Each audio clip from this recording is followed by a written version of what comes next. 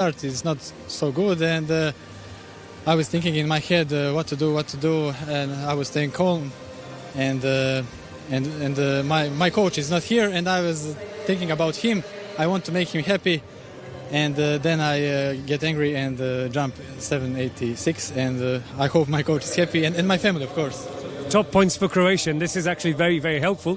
So Croatia is approaching that third position that would take you to the first division. What will it take for Croatian team to move up to the first division? What's the spirit like? Yes, just like in the football, we are warriors, and we never give up. And I think there is more tomorrow, because we have amazing short put, Filip Mihaljević, Sara Kolak, javelin throw, and many more. So maybe we can go to the top division, but we will see. But it's a surprise. We were in hotel. We were saying just stay in the second division. So with luck, we can go up. Marko Čeko speaking to us after his long jump competition. An interesting element of these championships is the fact that, due to starting in lanes, the 800-metre races are split into two heats, with points awarded based on aggregate times, making Tactic A heats risky. But the women in the A heat left nothing to chance, with 3 athletes dipping under 2 minutes in a fast race. In the end, Natalia Kroll of Ukraine just got the better of Kerry and Gajanova, with Galvidite a slither behind in 4th. In 5th place, Claudia Bobotia stepped down in distance after winning the silver medal at the European Athletics Indoor Championships in Istanbul this winter, and was rewarded with a personal best. Ukraine are making some headway in the team competition. Mikhailo Kokan got an expected win thanks to his very solid 5th round effort of 77 metres 03, a season's best for the Ukrainian. A tactical men's 1500 metres saw Serbia's Elzan Bibic hold off Luxembourg's Olympic finalist Charles Grethen to claim his 4th European Athletics Team Championships victory. He did the 1500 3000 double back in 2019 and has the chance to do another double on Thursday, as he's due to go in the 5000 metres.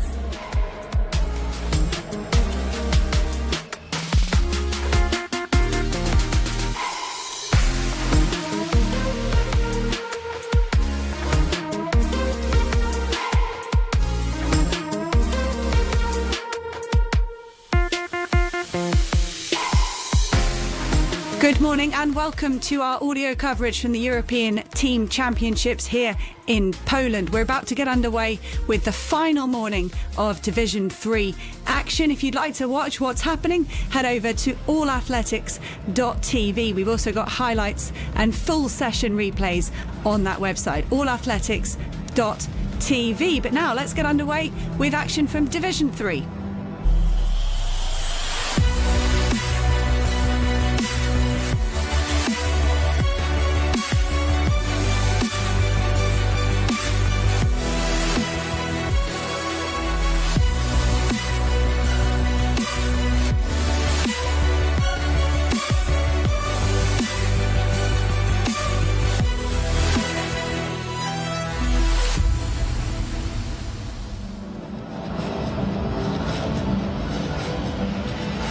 Dzień dobry, good morning and welcome to the European Athletics Team Championships here in Poland. This is the Stadion Śląski and we are getting ready for the conclusion of action for the second division,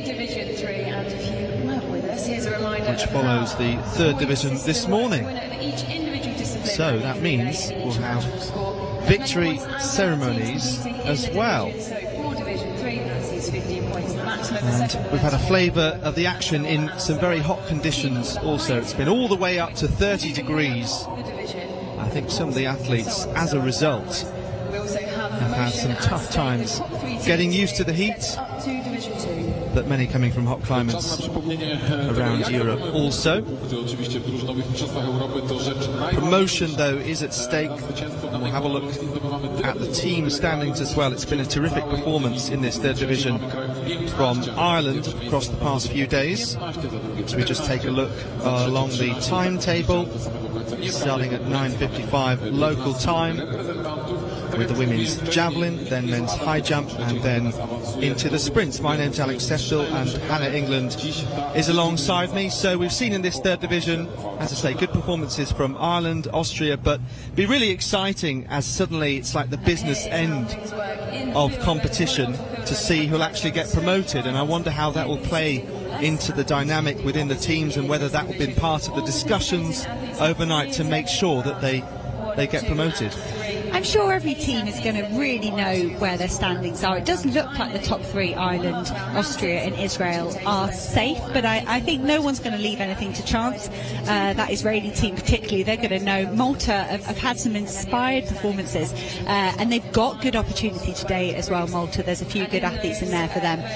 So when you look at those point differences, just 7 points at the top at the moment between Ireland and Austria. They will care who wins. Those guys will be looking at every point and eyeing up those green or red vests depending on their nations, and Israel will just be trying to get it over the line today. I think hopefully they can relax a tiny bit and enjoy it, but also just kind of say, if I can just notch up 2 or 3 extra points in my event, I'm going to absolutely secure that qualification. But I do expect Ireland and Austria to get a bit territorial overtaking the win here in Division 3. They want to be promoted. Ireland have spoken about it all week. They couldn't compete in 2021 with the COVID pandemic, and they're absolutely desperate to get back into Division 2. For a nation like Ireland, it's a wonderful development opportunity, this championships, for youngsters, an opportunity for their established athletes as well. And that opportunity is perhaps better for them in Division 2. They can raise that level of competition they can be exposed to next time round. So they're doing it for national pride today, but national development over the next few years. Yeah, Ireland, Israel and Austria all didn't compete in 2021. But I suppose, if you consider the amount of points that are available, a disqualification in a relay, or just an athlete that has an off day, and suddenly you've made up 20 points over a couple of events, so I think there is still some potential for some movement, but we'll keep an eye across this morning's session on those teams' standings. So we're going to get underway, as I say, with the women's javelin. I'm about to introduce those athletes. Some nice shots around this Stadion Sklasli, as I say, 55,000 seater stadium, refurbished in recent years, hosts a number of great meetings. It's hosted these team championships in the past, and also the annual Kamila Skolimowska Memorial event. It's a UEFA Category 4 stadium. It's hosted national team football matches.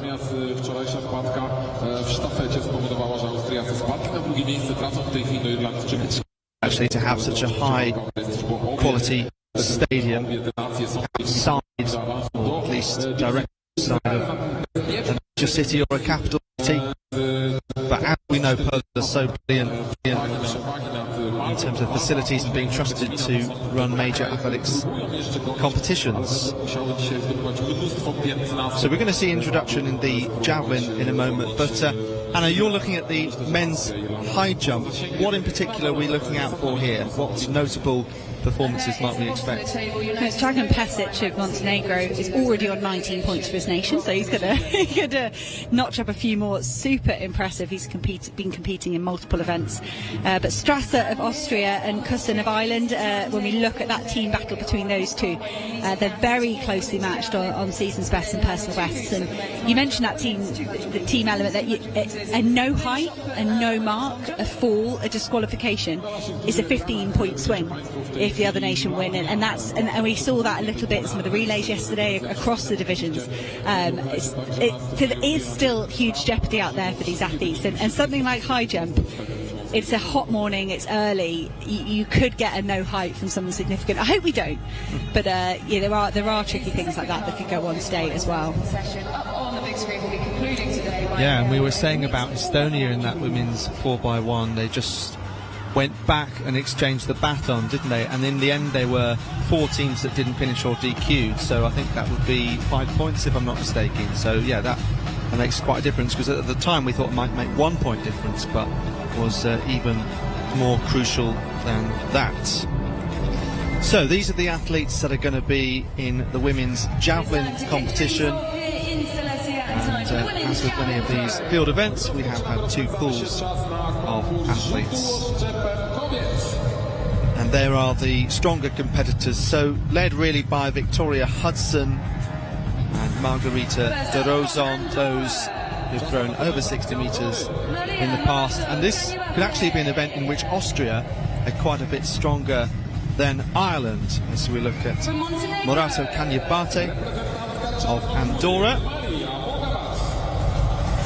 Bogovac, Montenegro.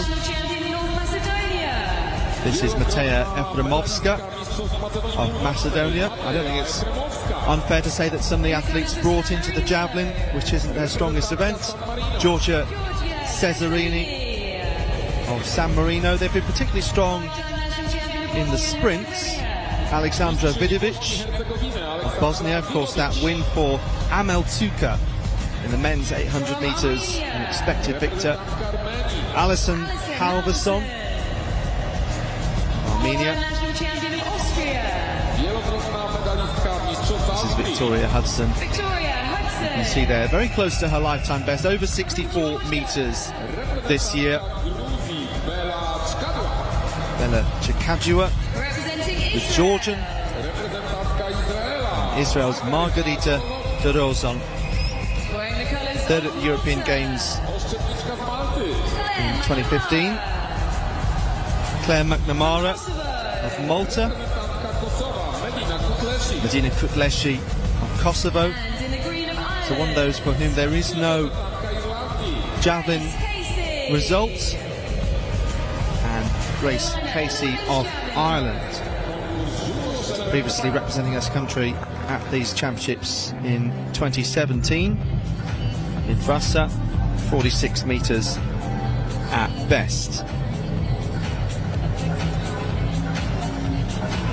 So getting a shot of the local neighbourhood with rush hour traffic seemingly having eased on the road network around the Horso area. And there's a massive stadium with great infrastructure, and as you can see, it takes quite a lot of time to walk all the way around, as we found out this morning, haven't we? It is a wonderful facility here, and I think it's been rewarded with some good times over the last couple of years as the Polish hosts have had those brilliant competitions, including that Diamond League. But we've seen good results here across the divisions as well, and we spoke about it yesterday. Athletes will know this arena, they'll know its reputation, and that there's an opportunity to perform well here across all the disciplines. You know, the stadium records here are very, very respectable, and we are popping out those really good performances from Sarah Lavin. Was that yesterday? That was yesterday, wasn't it? Really good. It's her second fastest time ever in the high hurdles for Ireland. And yes, there's some notches of real quality in there for these athletes.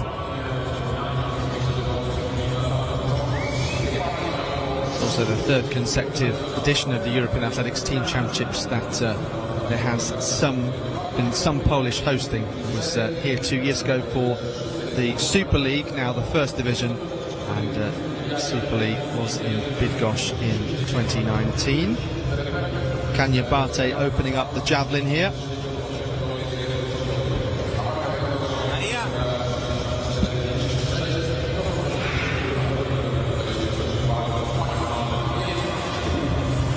So early stages of this opening event, 26.90 for Kanyabate.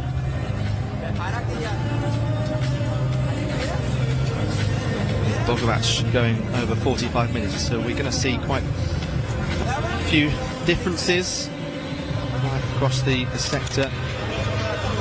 Appearing there, Bogovac to have quite a heavy amount of tape on her elbow, but as we know, that is a part of the body that's quite strongly affected by the javelin, and some quite tough circumstances for throwers where they see their elbow really kind of fall apart in some ways.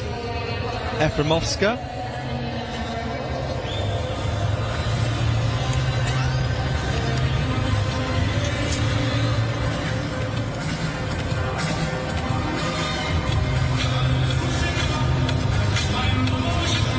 So pretty soon we'll also have high jumpers underway. We are going to have 3 field events going on all at once this morning: women's javelin, men's high jump, and the men's shot put, getting underway at about half an hour. First track action is the 200 metres, and that's going to happen around about 5-6 minutes or so. We'll just have a look through this men's high jump field. That is Group B. And they'll be jumping simultaneously with Group A, 2 beds alongside each other. And the bar won't go up totally evenly, of course, because the 2 different pools will have different rates of clearing and coming in and everything like that. But we'll try and keep across all the action. This is Ariel Atias of Israel. He's a decathlete. Broke their national record last year, 7,343 points. So 1.97 metre high jumper at his best. This is Ognen Stefanovski of North Macedonia. He's been doing 4 hurdles as well earlier on in this programme, the 18-year-old. Sabos Saselia of Georgia will jump 3rd, 3-time national champion over pole vault and high jump. Here's Grails of Andorra, just saying his hellos. There's Milan Kakao of Albania. He's had a busy old week as well. 110 hurdles, winning the final B yesterday. And Ryan John Zammit of Malta is the final athlete in Pool B.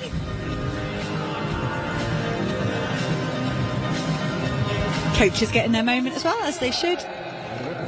Erudit Risha of...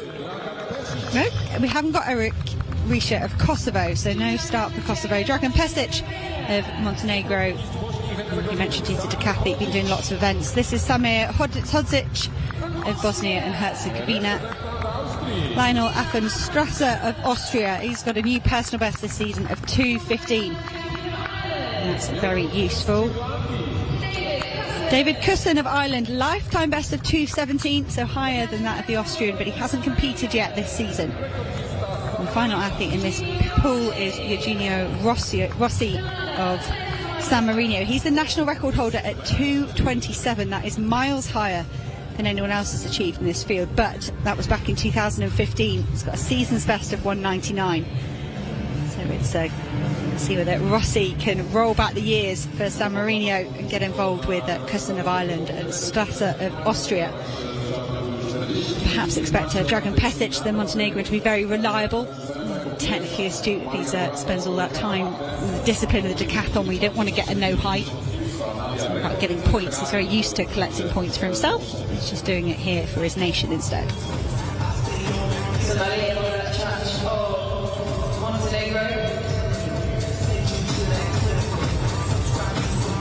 So just pacing around, getting themselves ready.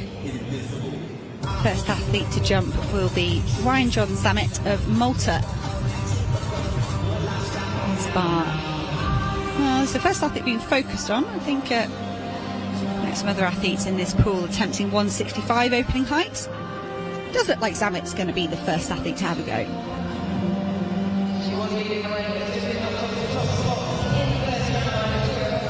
And he manages that, just brushes it there on the way over. It was a bit of a stutter into the bar as well, but doesn't have to be pretty, just has to be a valid jump. He's managed that here.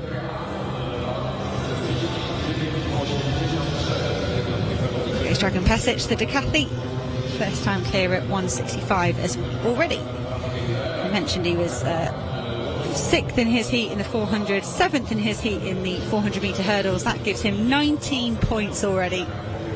Him and his brother, both multi-eventers, and they racking up the points for Montenegro.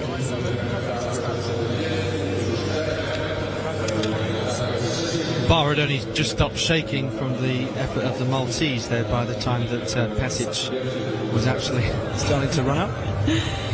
Very busy for the officials down there. I was talking to Chris Cohen, one of the lead officials here. He is all over the world, and he comes along to sort of quality control, advise, to help. And he said they've been brilliant, the officials here. They weren't the most experienced coming into this event, but they've worked super hard. He's concerned about their fatigue levels. It's very hot for these people that are down there all day. And particularly, we've got this combined format of all 3 divisions across 6 days. He's just sort of saying, I think we're going to have a morning off tomorrow morning because Division 1 just takes place in the afternoons. And he said it'd be very welcome for a lot of these officials. Many of these officials will be volunteers, as will a lot of the kit carriers.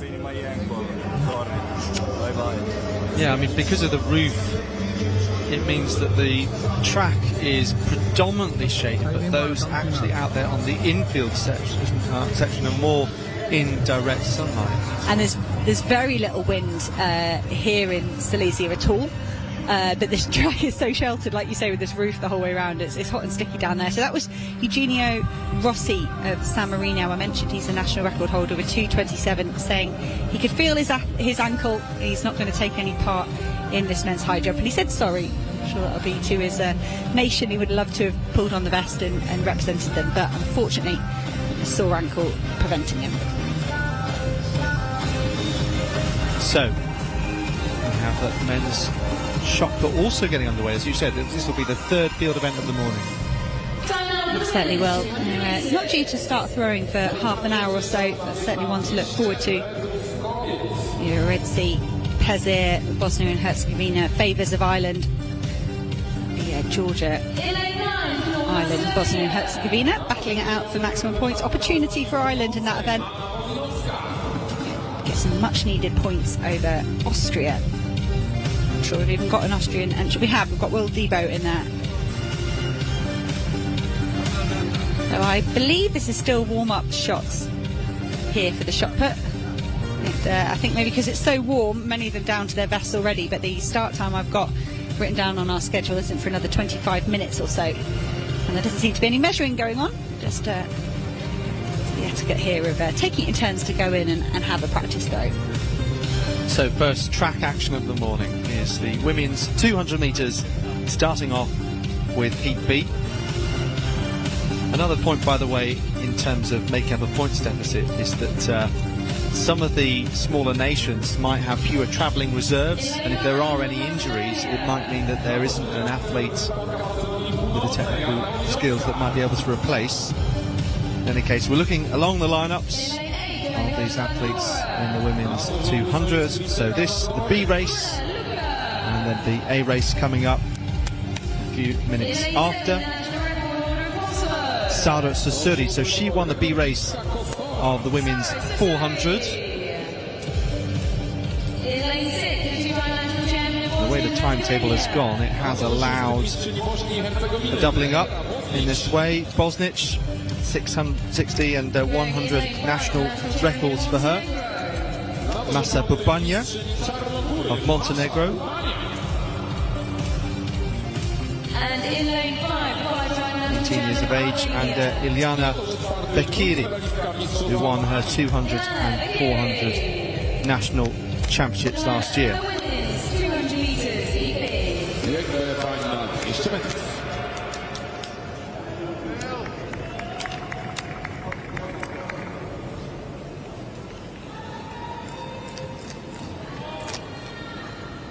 So A race comes up in around 7 minutes times, with the athletes with faster times on paper. But here we concentrate on Bekiri, Bubanja, Bosnic, Susuri, Luque and Bozinovska. The women's 200 metres B race.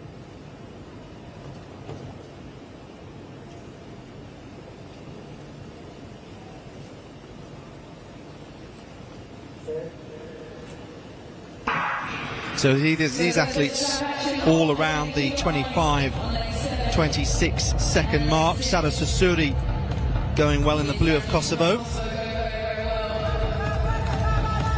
Bosnic leading the way. So it's these two, Bosnia from Kosovo, with Susuri getting closer all the time. Bosnic is just going to hold on in 24.88 seconds. So, unofficially looks like a lifetime best by 0.2 of a second. Very strong run there. Susuri was closing and also breaks her lifetime best, this time by almost 0.9 of a second. And Bikiri by half a second, so I don't know what these women had for breakfast, but very much raring to go early this morning to get every single point they can, maximise the opportunity, particularly those doubling up, knowing that there may be potential for an opportunity in the mixed 4x4 for some of them, particularly Susuri, who we mentioned won the 400B race, but fantastic performances early doors. They really went for it as well. It was a great start from Bosnich, flying out of the blocks, and like you say, Alex, and she's been having coffee since 5 a.m. Those reactions were bang on. And Susuri as well is the driving all the way to the line. I was super impressed by the 18-year-old Kosovan, and she was fighting for every point. It was about trying to give her best performance for her nation as well, but she would have thought, if I just keep going all the way to the line just in case I can catch Bosnich, that would be super. But great result, and PBs for all 6 athletes in Heat B. What a tremendous start to the programme on the track. Yeah, that's pretty extraordinary. I mean, some of them are by a couple of hundredths of a second, but Susuri appears to be the biggest. 25.88 to 25 seconds exactly is a huge margin. So, Bosnich winning that race. This is her teammate Vidovic in the javelin. So we saw the first couple of throws.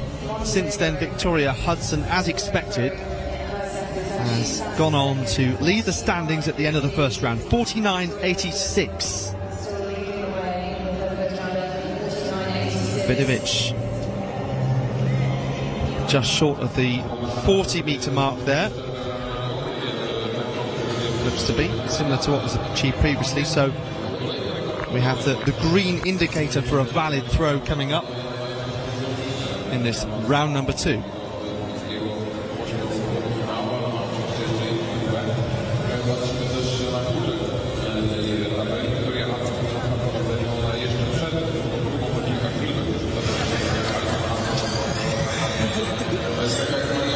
So 39.74, a slight improvement, keeps her in 4th place. Bosnia in 5th overall in the standings. Would take quite some effort to mount a promotion challenge, coming in there 51.5 points off, and at 9 points off Malta, so that would be closer if they could try and do that. Halverson of Armenia, one of their best performances came in the triple jump through Levon Argasyan, who took maximum points. It was a better jump than all but one of the athletes in the 2nd division as well.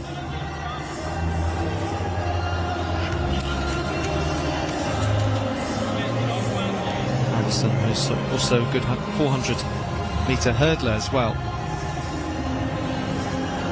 doing both events here. Victoria Hudson, our leader now. As mentioned, 49.86 from the first round. Foul there for Halverson just before. So she's just standing on lane 7 of the track with this long run-up. Now edges forward, builds up speed on the runway, shapes to throw, blocks before the line, and leaves a bit of room to spare also. But that is an excellent throw, and to some extent she can afford to throw within herself. She doesn't need to go close to her lifetime best necessarily to win this competition, but we've seen that on a few occasions, and athletes keen, why not, to make the most of the competition opportunity. It just so happens that some of these nations don't necessarily have her expertise as far as javelin throwing goes, but 60.27 there. So on to Heat A of the women's 200 metres. Class here from Gayan Chiloyan of Armenia. Definitely holds the national record. Armenia, but there's a couple of marks down there, some of them ratified, some not. Mamet Shashvili of Georgia will go in lane 9. She's 19 years old. She's on 25.21. So Suzanne Gogolvoli, we saw her in action in the 100 metres for Austria yesterday. She's more of a 400 metre runner these days, 50.9 her best. This is her first 200 of the season. Charlotte Wingfield of Malta goes in lane 7. She's the national record holder at 11.54 over 100 over the longer sprint. Phil Healy, an integral part of the Irish 400 metre squad. A very good individual athlete as well, 51.5 her personal best, but in this shorter sprint, 22.99. Ilana Dorfman of Israel goes in lane 5. She was 4th in the A 100 metres in 12.01 a couple of days ago. Alessandra Gasparelli of San Marino was 2nd in that A race, and a good part of their relay squad yesterday in the 4x1 closed very well on the final leg. Gayan Shilaran of Armenia was 6th in her heat in the 400 metres earlier on in this programme and does hold their national record for this event. Ilaha Gulieva of Azerbaijan will go in lane 2. She is just 16 years old. Here testing herself against some much older athletes.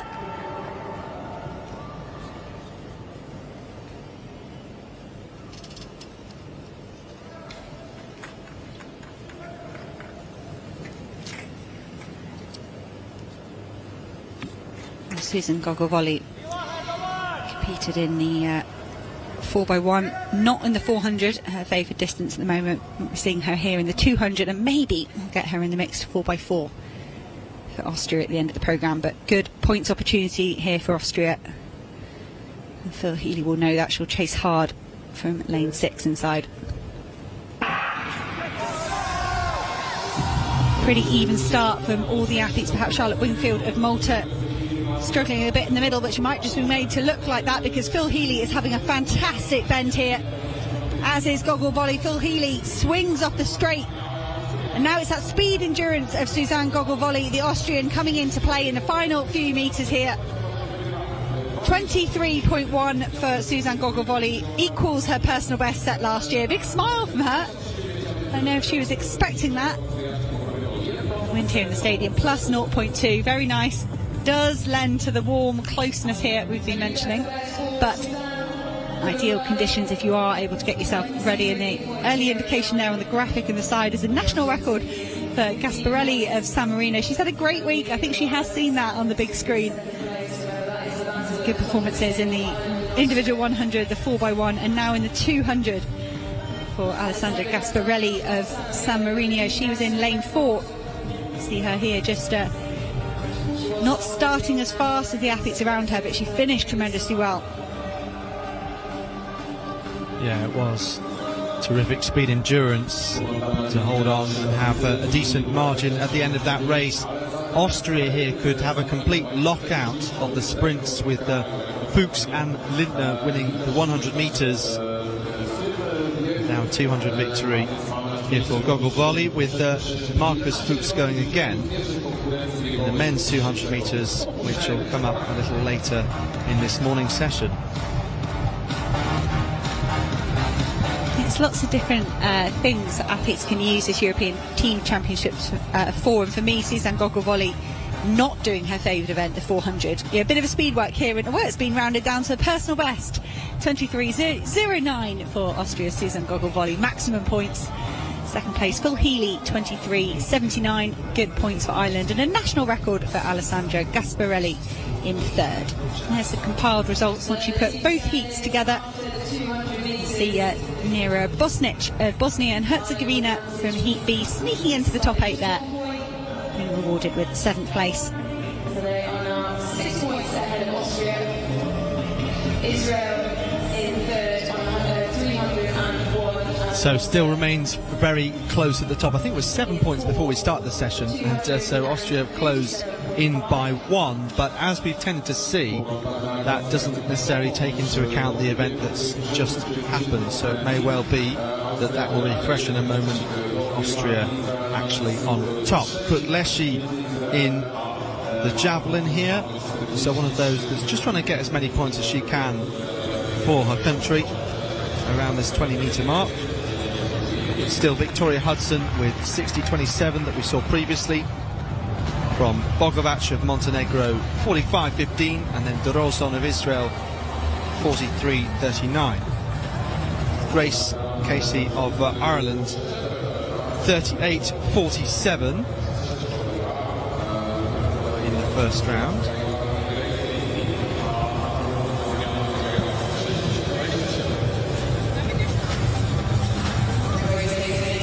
So Casey, who was Irish national champion in 2017. Another leaving a little bit of room to spare there, but at least does make sure that she gets a valid effort in.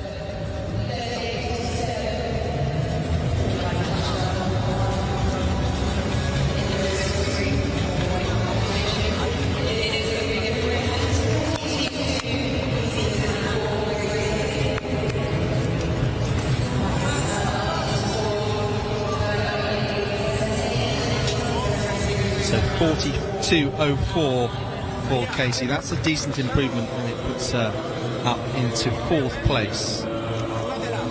Hudson, Bogovac, de Rozon and Casey, those over 40 metres so far. Morato Cabagnate of Andorra. So she'll want to get inside the top 8 at the moment. To do that, you need 28.94. Already with a national record. The second round is 27.75.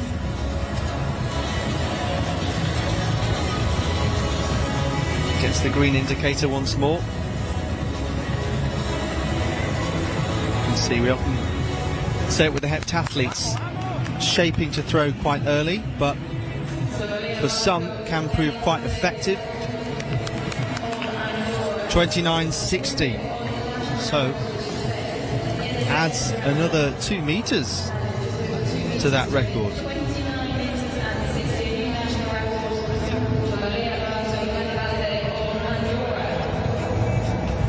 Bogovac finds herself in second place. Heavy strapping on the knee here for Bogovac as well. You've mentioned her arm, and you look at blocking here on a bad knee. That's got to be pretty painful, even with that knee brace on. So Bogovac really doing her duty here for her nation, coming out with what is probably an ongoing injury, and doing very well. Yeah, and you hear about sometimes the number of operations that javelin throwers have, and injections as well, and talking about stories of just developed an injury and lost 10 metres in my throws, and the kind of stress that caused going into a big competition, let's say. I saw Cara Winger of America last year pick up a silver medal at the World Championships in a similar situation. It was every round, it's like, is she going to be able to throw again? So it is somehow possible. Many athletes are just doing superhuman feats when they put on their nation's vest.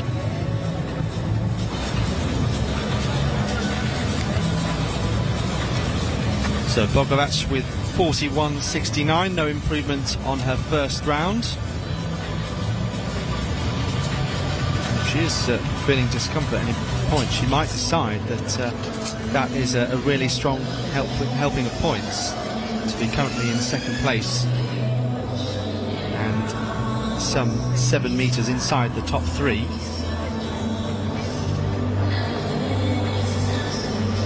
Cesarini has been pushed out of the top 8 in this third round.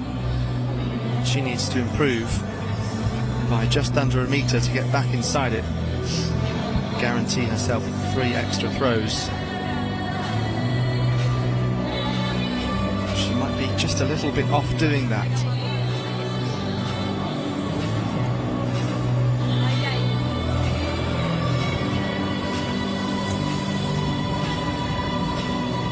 Once again throwing well back from the line, but to really push it out and stop before the line obviously brings the risk of a foul. Some of these throwers just want to make sure that they can get marks on the board. A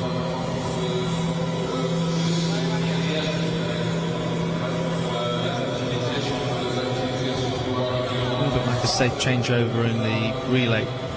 Well before the line, do you really stretch it out? It becomes quite a different skill set once you do that. Travelling at faster speed, then have to block quicker.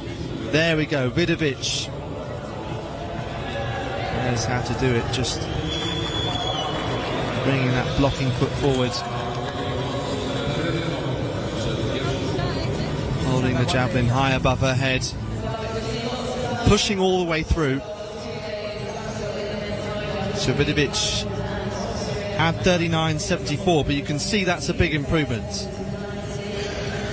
That's pushed her up into that 4th place. So she could hold that through to round 5. That would be very handy, and it's creating a bit of a gap between Victoria Hudson of Austria and Grace Casey of Ireland in terms of those points on the team standings, going Austria's way at the moment.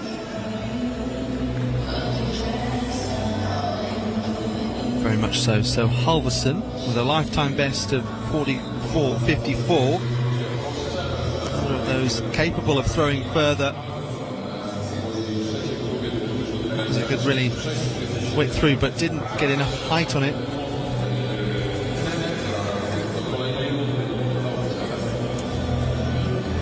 And an improvement for Alexander Radovic. Another shaping up to throw very early. She's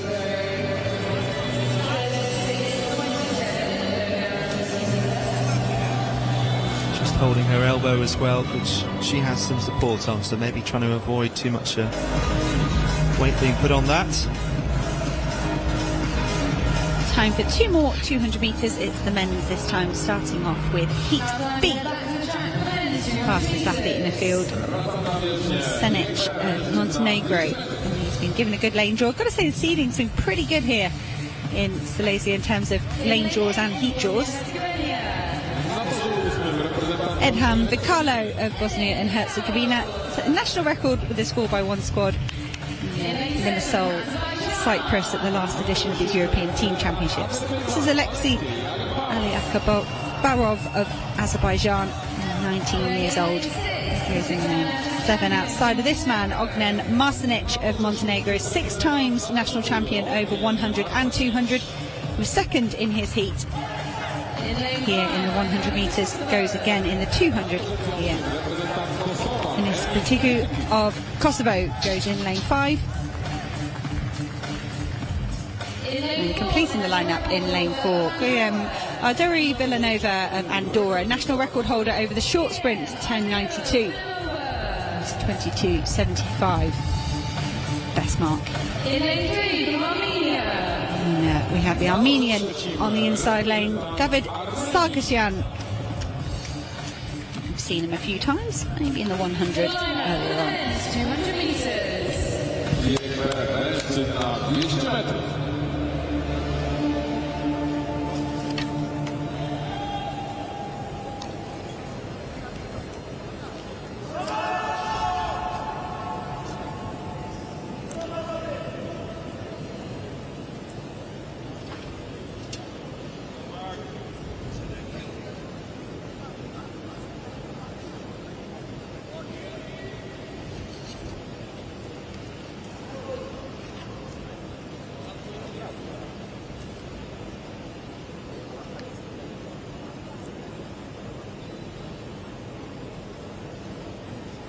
The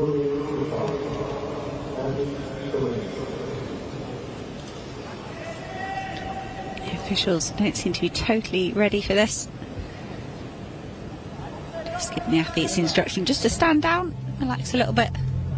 Sarkisyan for me is a late addition to Heat B, not appearing on any start lists, but great that they have managed to get the Armenian into the field. The opportunity for points is brilliant. He might be perhaps over in the shot. I've definitely seen his name on a list today for something else, so we could be doubling up even this morning. Arduri Villanova of Andorra goes in lane 4 outside of him. Bitiki of Kosovo in lane 5. Marsenic of Montenegro in 6. Aliakbarov of Azerbaijan in 7. Kalo of Bosnia and Herzegovina in 8. Kalo was 8th in the A race in the 100 metres earlier on in the programme. 10.84, that race 2 days ago. A lot of these men would have been in action in the 4x1 last night. So 3 consecutive days here The Selaski Stadium is a privilege, but also, I'm sure, a bit of a chore. It's very, very hot. Can't imagine the amount of water and cooling down these men have had to do over the last 3 days.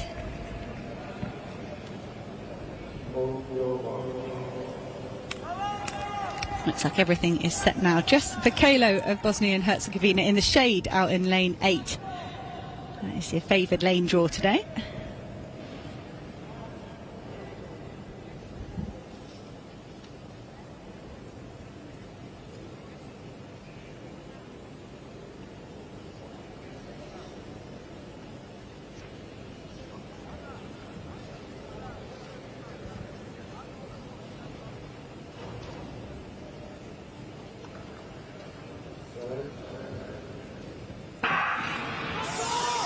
No issues here. Fast start from Ardura Villanova of Andorra. He's already passed Batiki of Kosovo. Can he make any grounds up on Marcinec outside of him? It's Marcinec and Ardura Villanova at the moment, but just Marcinec starting to edge himself ahead. Ali Akbarov of Azerbaijan trying to have a fast finish, but it was a win in the end, I think, for Montenegro.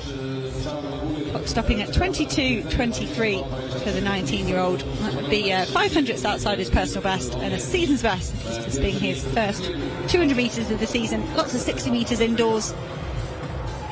Good 100 coming second in his, I think, the B heat of this Division 3 on Tuesday.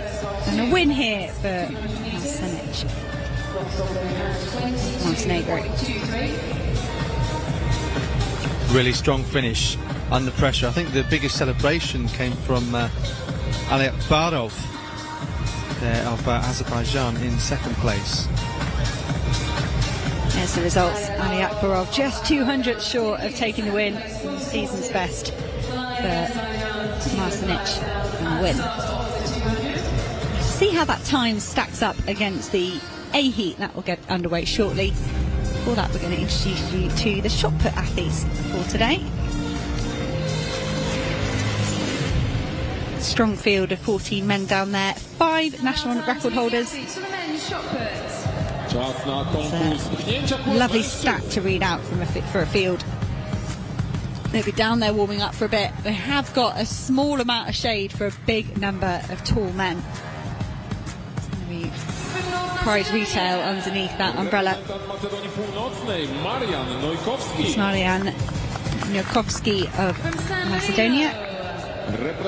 He was 9th in the hammer yesterday. Matteo Porcellini of San Marino. Mesut Peza. He's one of those national record holders. 21.48 European Throwing Cup medals and major championship finals for Peza. Manukyan of Armenia was 8th in the discus in 45.35. Will Debo of Austria studies at the University of Memphis. He's been throwing over in the States a lot this spring. Giorgio Moyaridze of Georgia up next. He's the national record holder, 21.17. Menachem Mendelchen of Israel throws 7th. From Malta. Armani James of Malta. He's been competing in the triple jump this season. 9th in the triple jump yesterday. He's also a PE teacher, so multi-talented athlete from Malta. Askan Zeka of Albania is next. And this is Mohamed Ramadini of Kosovo, under-20 champion. World under-20 finalist. He's 20 years old now, so in the senior ranks. Eric Favors of Ireland is their national record holder, 20.66 in the era at the European Throwing Cup this year. Ismail Aliyev of Azerbaijan is up next, 6-time national champion in shot and discus. He was 10th in the discus competition in this Division 3. Oriol Serdakassi up next, he was 10th in the hammer over the course of this Division 3 here in the shot put today. Tomas Durovic of Montenegro is our 5th and final national record holder, 20.6, set a couple of years ago. Tadozon of Israel, 3rd round of this javelin competition for the 35-year-old, so finding himself inside this top 3, just like Israel in the overall team standings. And you see the best performance. 64 metres at best, 52 metres this year. 2017 was her last throw over 60. It's very much as though Victoria Hudson's going to be a class above the rest of the field, as you can see. We'll just take a moment to catch up with the men's high jump. Strasser of Austria with his first attempt at 2:04. He is in the lead. The men's high jump Group A. There's a few athletes still left in and jumping, perhaps. It looks very quiet down there, so there might not be too many. Lionel Athens Strasser of Austria, and it's gone up to 2:15 this season.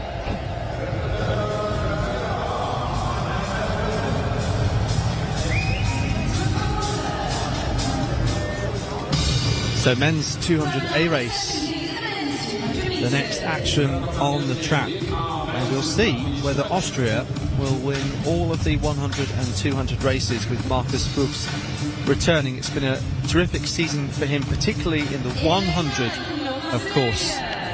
10:08 national record, big improvement the last couple of years. In lane 8, representing Georgia. Stoyovsky of North Macedonia, we just saw on the outside. Endeladze of Georgia alongside him, 200 and 400 national title. Then Markus Fuchs. So out of interest, the Austrian 200 record goes back to 1996 with Christoph Postinger, 2045. Mark Smith of Ireland, 24-year-old, lifetime best of 2064, actually set indoors really, his outright PB. Then Beppe Grillo, who was third over 100, the Games of the Small States of Europe. Aviv Koffler of Israel, 21:30 at best last year.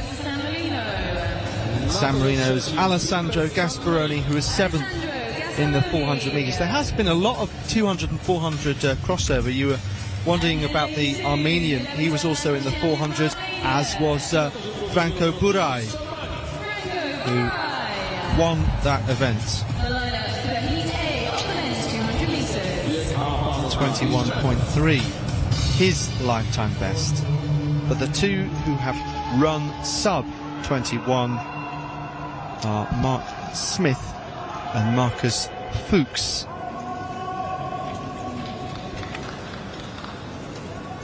And even though Smith's outright personal best was set indoors, he's also run 20.7 outdoors.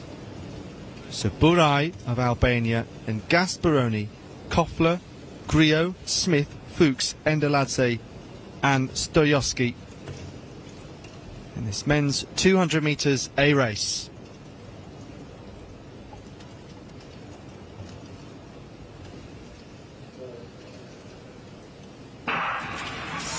So Smith in the green from 6, Fuchs in the red from lane 7, and Fuchs going very strongly at this point. What can Smith do to try and respond? The Irishman now starts to come through down this home straight, and Fuchs can't do anything about it. Terrific victory then, taking maximum points for Ireland in 2067, so an outdoor lifetime best,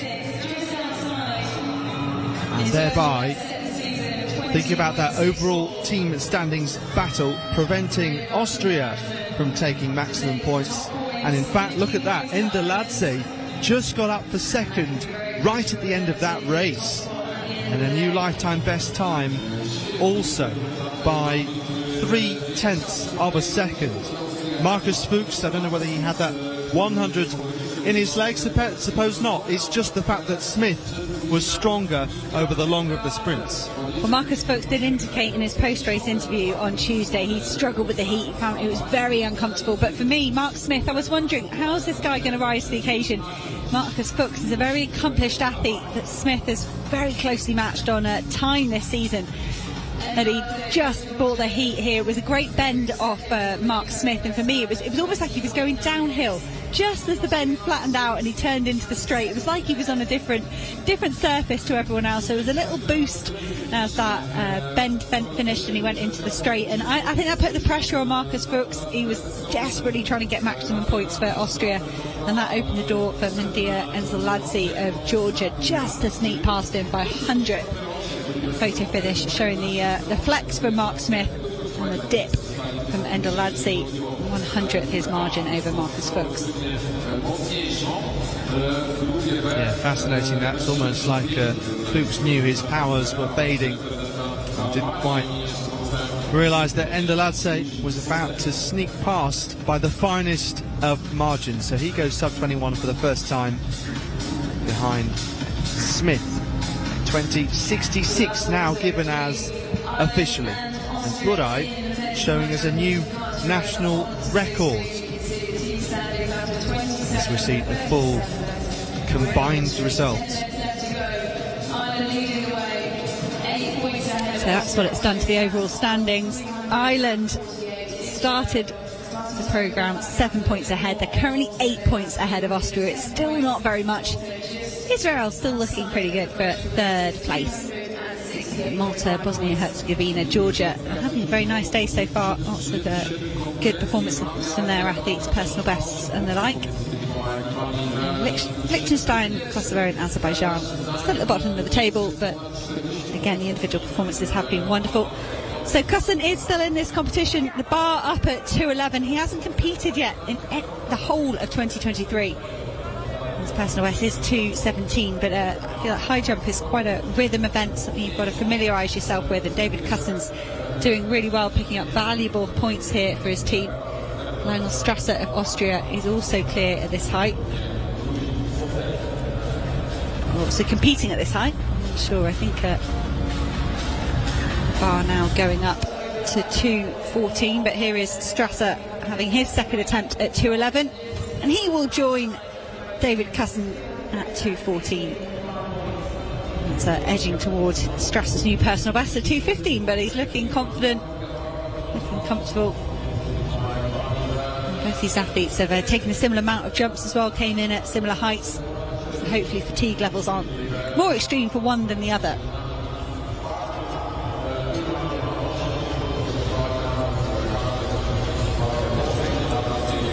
So Strasser is having a chat with his coach as well.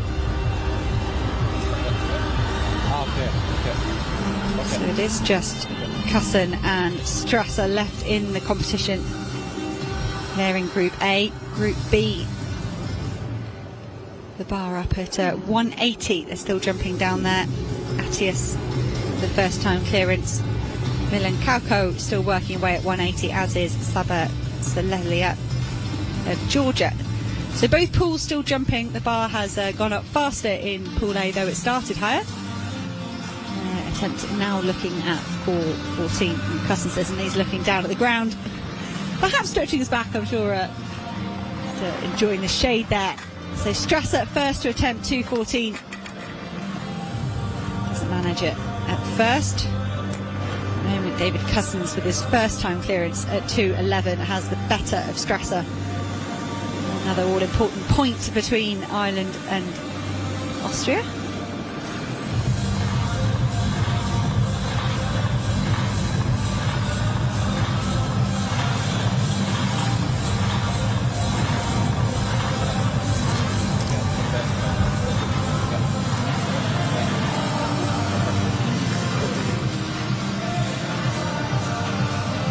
Now it's David Cusson's go. Mentioned that lack of competition this season. This is very, very impressive. First time clearances all the way up to 2:14 here for David Cussons. Supported here by a teammate. I think they'll be giving coaching footage there, maybe just a bit of keepsake. Cussons is a four-time national record holder outdoors for Ireland, national champion outdoors for Ireland.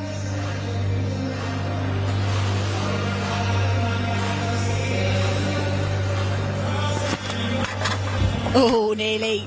That was nearly there. Did give it a heavy hit. Probably a little bit too heavy to be one of those lucky athletes that wonder whether they've nipped a bit of super glue under the uprights there.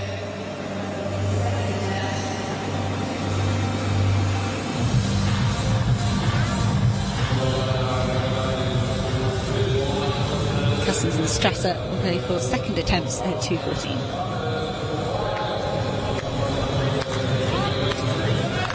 So we'll keep you up to date with the javelin and shot put as well in a moment. High jump for now. Lionel Strasser. Oh, I thought he was going to put the pressure on David Cousins then. I thought he was over. 2 failures for Austria, 1 for Ireland at 2:14. Good effort from Strasser. That's the best attempt we've seen at 2:14 from the two men.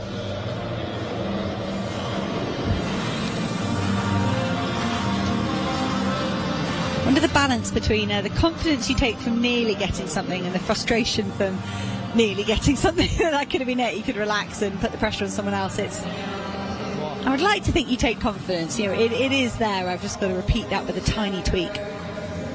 I think, yeah, you often see the reaction as soon as an athlete gets up, don't you? Whether they feel that they have committed a serious error or otherwise, whether they have the confidence that it's definitely within them.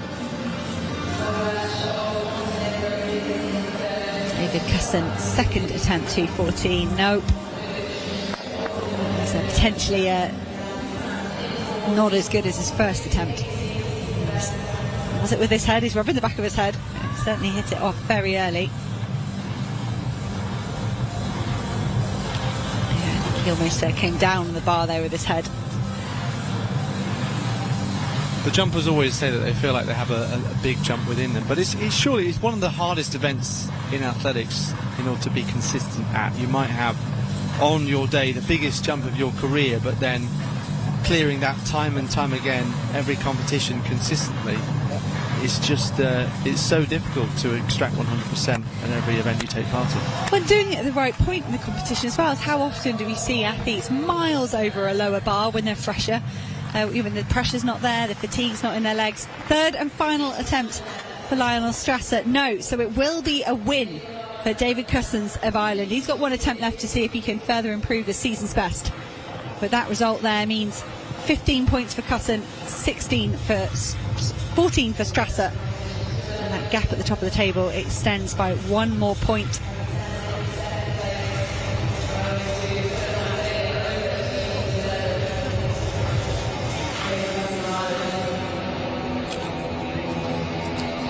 Cusson there indicating it's hot, it's sticky down there. I've seen a lot of the shot put men have got white towels over their head, which would be very smart. I used to use an ice towel a lot when I was competing in conditions like this. Just I don't know how much of it was mental or physical, but it just made you feel a bit better. These high jumpers, I don't know if they would have known there is some shade down there for them, but it's still tough conditions.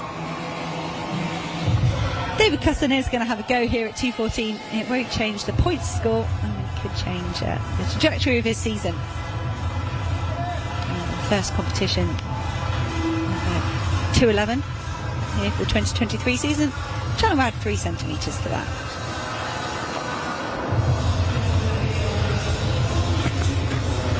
That was the best effort, really, from David Cousins, but applauds the crowd. Maximum points. It was possible this morning when David Cousins woke up. He would have known that. But similar to Mark Smith in the 200, that's 2 kind of inspired performances by the Irish team already this morning, just to say, right, let's not settle for top 3. Let's convert that into first and get full points.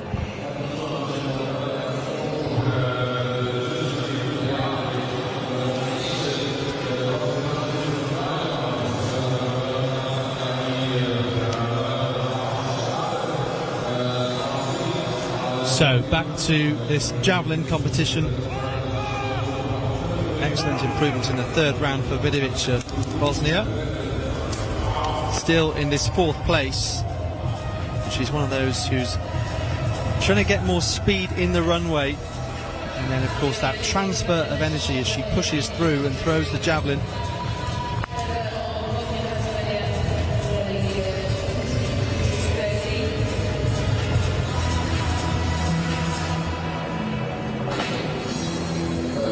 this fifth round. Still Victoria Hudson of Austria from De Rozan of Israel, Bogovac Montenegro, and Vidovic lying on the ground there. Must be really hot surface. Why is she doing that in the shade? Because there's very little shade down there. About 3 square metres for the lot of them.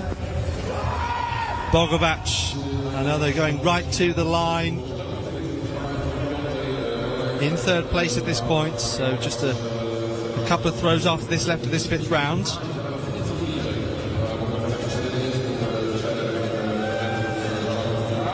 It's 47.23 to go up into second place. You can see there she's a few metres short of that, but has been commented to be throwing pretty well in spite of the heavy strapping. Is quite impressive.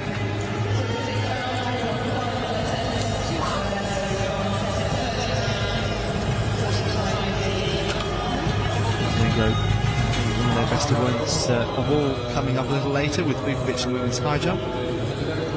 European silver medalist, of course. De Rozan squinting as she faces the sunlight, trying to consolidate second place.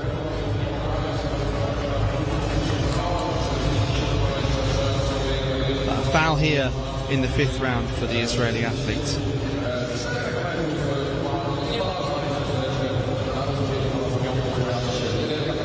So Israel more than 40 points ahead of Malta in the standings. The Maltese had an excellent games of the small states of Europe recently on home soil in the Marsa. They were among the best of the nations. Some real quality we've seen from those ahead of them in the team standings here at the European Athletics Team Championships. Still very respectable fourth place for the Maltese though, and I'm sure they would have gained lots of confidence, plenty of personal bests were set.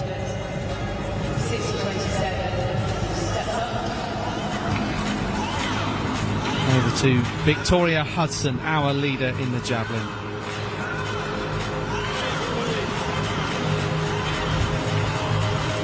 It's good to see Victoria Hudson really going for it in this competition. Kind of contrast to Lucas Weisheidinger in the men's discus. He started very slowly and he never fully he won the competition easily, but it's different to see whether athletes are using this European Team Championships to really cement their season's best, improve it. And for an athlete like Victoria Hudson, this perhaps is a good opportunity. She'd ease down in her training, should prioritise it versus Weisheidinger, who might be in another event somewhere in Europe in the next few days, might have had to train through this competition. But it's been really fun, and even Christian Che in the Division 2 discus last night, it was clearly going for it, wanted a over 70-metre throw. But Hudson as well, looks like she's totally maximising these 6 rounds here this morning.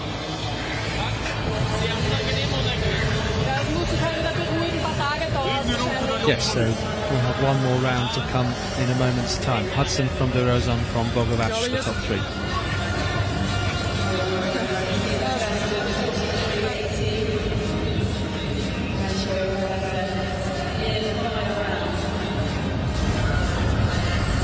Alexandra Vidovic of Bosnia.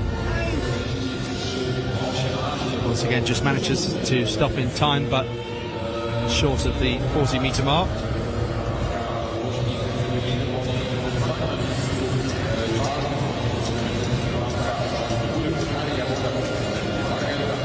So you're watching live coverage of the European Athletics Team Championships. This is the concluding session of the third division. It is coming up to 11 local time. Don't go anywhere, we've still got long jump, steeplechase featuring Louisa Geiger, women's high jump and the mixed 4x4 relays, and we will have a victory ceremony as well once the top 3 promotion spots particularly and also the victors have been decided. Still all to play for between Austria and Ireland. Victoria Hudson of Austria leading the javelin competition. This is Maria Bogovac in third place.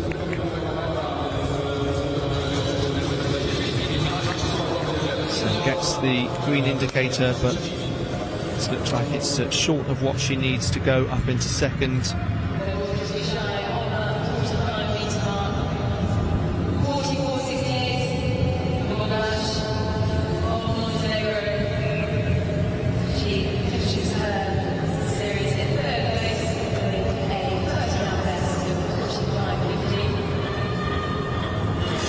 Vidovic 38.45 in the final round, 44.68 for Bogmavac.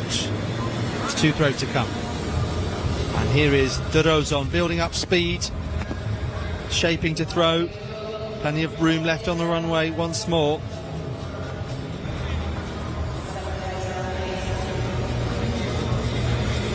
And that was fairly close to the previous best set in the third round, 47.23. Another valid effort for the Israeli.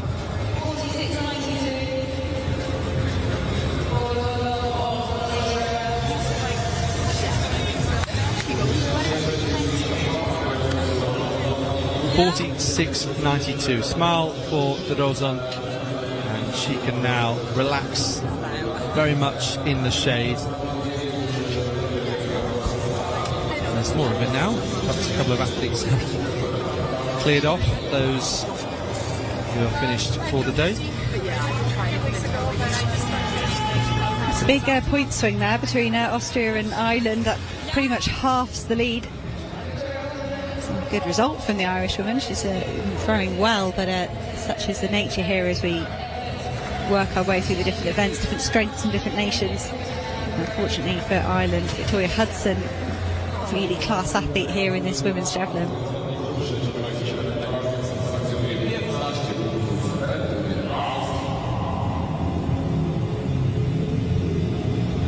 And Hudson choosing not to take that sixth and final effort. 13 metres above the competition. So maximum points for Austria, with Israel consolidating third place in the overall team standings. Quite a few lifetime bests, but I suspect there are a few athletes in there who haven't much experience in the javelin.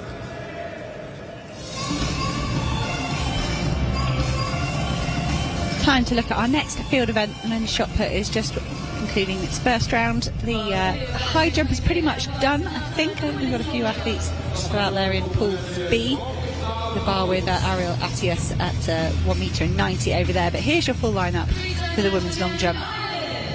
Ruby Millett of Ireland will go first. He's the three-time national champion, working on her speed with a few 100-metre races this season. Fariha Tagazadi of Azerbaijan. She's 20 years old, season's best of 5.70. This is Jana Rodriguez of Andorra. She was 13th in the triple jump yesterday. Liliana Matovic of Montenegro goes next. She was 7th in that triple jump competition yesterday. National record holder in that event. Kamilia Kaczewski of Macedonia.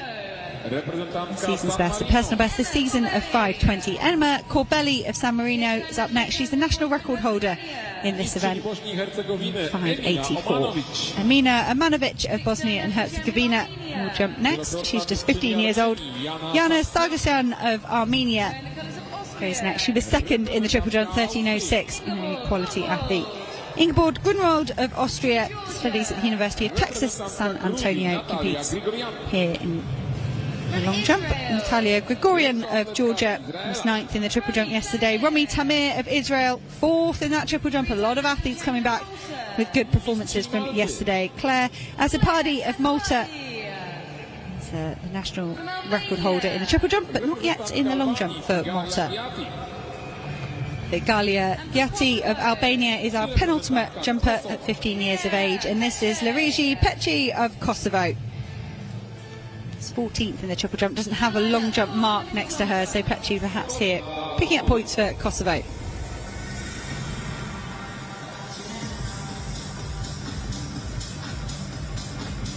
So team standings showing a 5-point gap now between Ireland and Austria, but you can see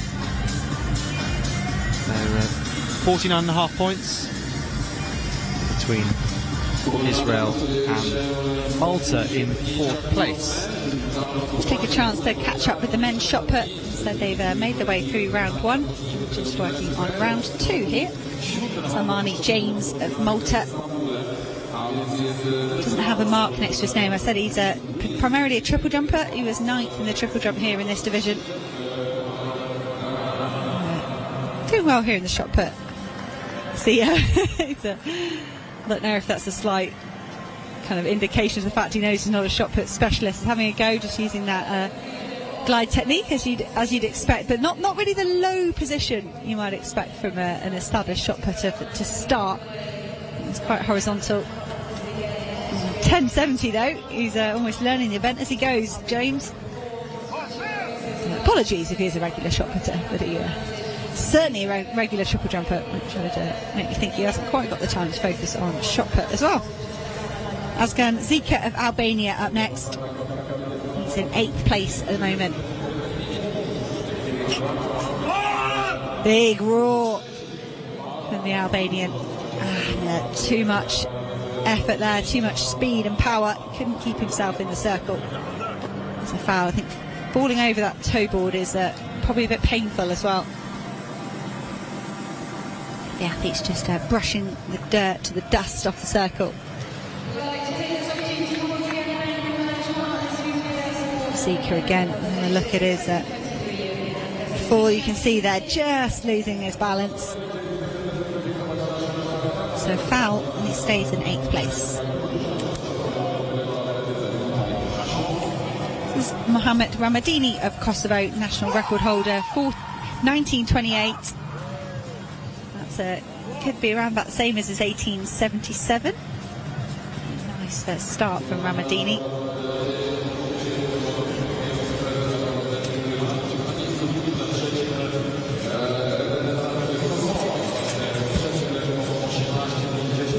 He did enjoy that as well. Clenched fist afterwards. Must have felt good, looked nice and fluid.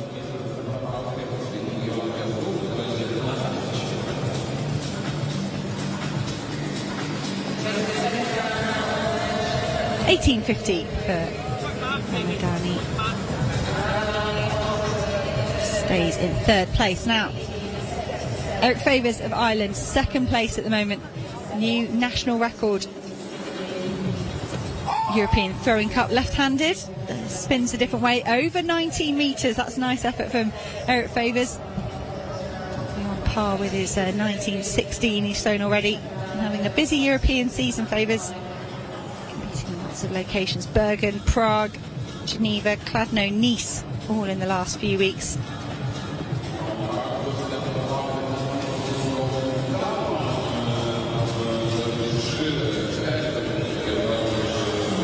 That effort, it's a good improvement. 1953, stays in 2nd place though. Mesut Peza still top of the pile, only man over 20 metres. 2013, he's actually managed that in both of his efforts. Been a good year for Irish shot putting with his record, but they also had 2 at the World Championships with John Kelly there in Eugene as well. They have, and it's been good to see that representation for Ireland. They can learn a lot and develop themselves. I think that's perhaps why we've seen Favours push on to a national record this year.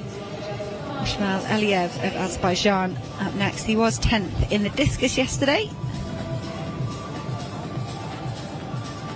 So 7th at the moment, and it's 15.28. Some more valuable points. 15.44, it's a nice little improvement.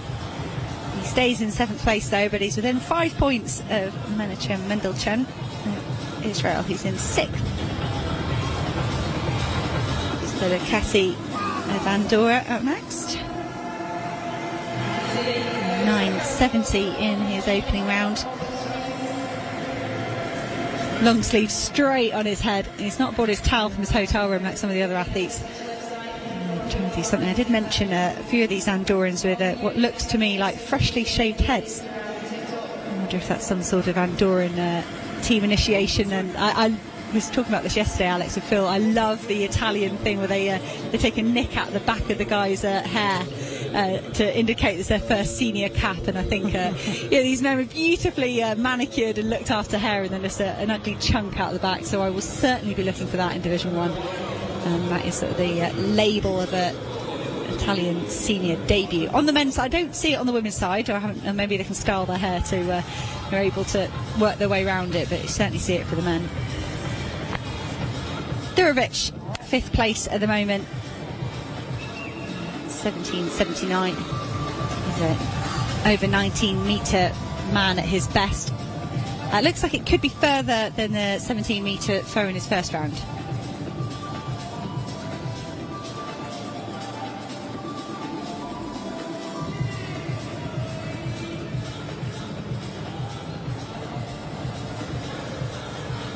Andorovic, 18.21. That's a handy improvement there, 40 centimetres or so. It doesn't change his position overall, giving that confidence that he's moving in the right direction.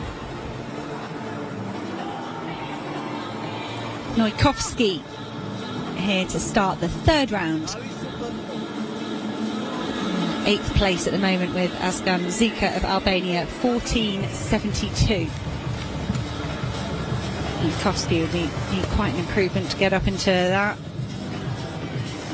personal best all the way back in 2012, and he hasn't competed yet this season, so it's a good showing from Neukovsky for his nation. It has to be an exceptional showing if he's not been competing in the last few years to get into that top 8. 13.31, apologies. Another improvement for Neukovsky, and he stays in 11th. Porcellini, you can tell that a timid tiptoeing there across the circle. Not a natural, well, no, he could be a natural shot putter, he's just not a practice shot putter yet. Yeah, I think from San Marino, he's in 9th place with 8.90 behind Serdar Kasi of Andorra. I know the teams below them in the standings, San Marino, haven't necessarily got full teams, but with a population size of only 34,000, it is really respectable not to be at the bottom 3 in the team standings. San Marino, we mentioned they've had some very good sprinters, and they are definitely applying themselves, aren't they? There's someone in every event, and that's the secret here. If you can collect those little points here, there, and everywhere. Mojsud Peza of Bosnia and Herzegovina is in the lead at the moment. 2 throws over 20 metres already. I think that's quite a third. I think it's significantly over the 19-metre mark, but very consistent for Mojsud Peza. 21.15 this season in throwing in Montenegro. Good 4th in Halle in Germany. Very established heavy throws competition. No improvement, he stays in 1st place. 20 metres 13. Yeah, wonderful venue that, and just pure, as you say, emphasis on the throws. Quite unique sort of setup. Looking here at the women's 3,000 metre steeplechase, and that headline name, Luisa Geiger, already with a victory in the 5,000 metres from the opening session, in which she beat Lona Hemtai Salpeter of Israel. She was absolutely delighted, perhaps not quite as delighted as she was to claim that European gold last year in Munich. That was a phenomenal achievement. She received a hero's welcome as well. But a great race nonetheless. To beat another very experienced athlete. Adva Cohen we just saw on the inside for Israel, on the outside indeed. Perhaps one of her closest competitors here, 9.29 PB, 9.43 this year, but half a minute off Geiger. Ava O'Connor of Ireland, just 19 years of age, 10.07 at best. A very respectable time for a teenager. And the European champion representing Albania. And there is Luisa Geiger speaking afterwards after that 5,000 victory about how important it was to just put Albania on the map. There have been some other good performances from the likes of Burai in the men's 400, some national records too, but Luisa Geiger above the rest in the Albanian team, exemplified by the fact that she has been a flag bearer for the Olympic Games. Let's have a look along the full lineup. So those we haven't mentioned, Rosalie Kochi of Malta, Greza Barashi of Kosovo, Zenia Murela of Andorra, Vesna Pavlicevic of Montenegro, Irma Haidari from North Macedonia, San Marino's Anna Viserbi, impressively outside the top 3 overall in the standings, as we said, Elma Hasabanovic of Bosnia, Elada Alavaderian of Armenia, Katharina Pessendorfer of Austria. So looks like they've made a late change, because the initial entry was Lena Melernig. And Eza Chadukchian of Georgia. So that completes the field. And as we expected, though, Geiger from Cohen leading the early pace here. But the big stat to watch out for is that if Luisa Geiger wins here, she will tie with Bulgaria's Yvette Lalova-Colio. Such a great sprinter over the years. They will then be tied on 13 top 3 finishes in the history of the European Athletics Team Championships. A phenomenal achievement, but Hannah, Luisa Geiger is someone who's really come into her own in the last few years. Balkan titles, Mediterranean titles, then European in Munich in this her favourite event, and she's been having a wonderful couple of seasons of late. And I was always wondering what event Luisa Geiger would settle at. She's very good over so many. Good battle going on here behind between Ireland and Austria, all important team points. Those two very closely matched on season's best, so they're personal best, so they might work well together. But Geiger, I always wonder whether she was inspired by Gesa Kraus and her World Championship medal, I think back in 2013, the German athlete achieving that. I think really changed European women's perspective on global medals. And I think Luisa Geiger perhaps taking a look at that and saying, oh, okay, all right, if we're getting Europeans into global medals, maybe I should be focusing on this steeplechase. And sort of the cliche thing to say is she's quite short for a steeplechaser. Those barriers will be bigger for her, but she's very proficient in between. She's developed into a lovely hurdler, very good at the water jump as well. She gets herself right up on top of it, pushes off. And she's putting on a bit of a masterclass here. The photographer's here to take her picture, as she should. Adva Cohen of Israel has been a brave opening couple of minutes from the Israeli athlete. I think the only thing she had to gain from this, as she's faster than the rest of the athletes, was a fast time holding on to Luisa Geiger. But Geiger was looking behind in the first couple of laps and almost shocked to see the Israeli athlete for company. We're just going to come up on the 1 kilometre split. It's going to be lightning quick, 3:02. So Geiger is moving at 9:06 pace. Well, she's not, because the first kilometre is always faster, but I think Cohen might look at that clock and go, oops, that was perhaps a tiny bit ambitious. The Austrian and the Irish athlete together with the Kosovan here running at a bit more of a sensible pace, still well underneath probably around about on personal best pace for those two behind. Yeah, closer to 10 minutes as you say, but Luisa Geiger very much focused on the job ahead. She had Salpeter, as we were saying, for company. As a result, produced a very even pace with two athletes running metronomically at the front, and eventually she was able to come past down the home straight. Terrific time. She just has a little look there to see where Cohen is, and as a result I'm sure we'll just feel that little bit more relaxed, that she is already some, let's say, 30 metres up on Cohen, with that gap growing all the time. An estimate graphic on the screen in terms of distance. It does look like more than 20 metres though. Pessendorfer moves into third, as you were saying, closely matched with O'Connor, so 10:02 versus 10:07. Two of those quite young athletes, Pessendorfer 23 and O'Connor 19.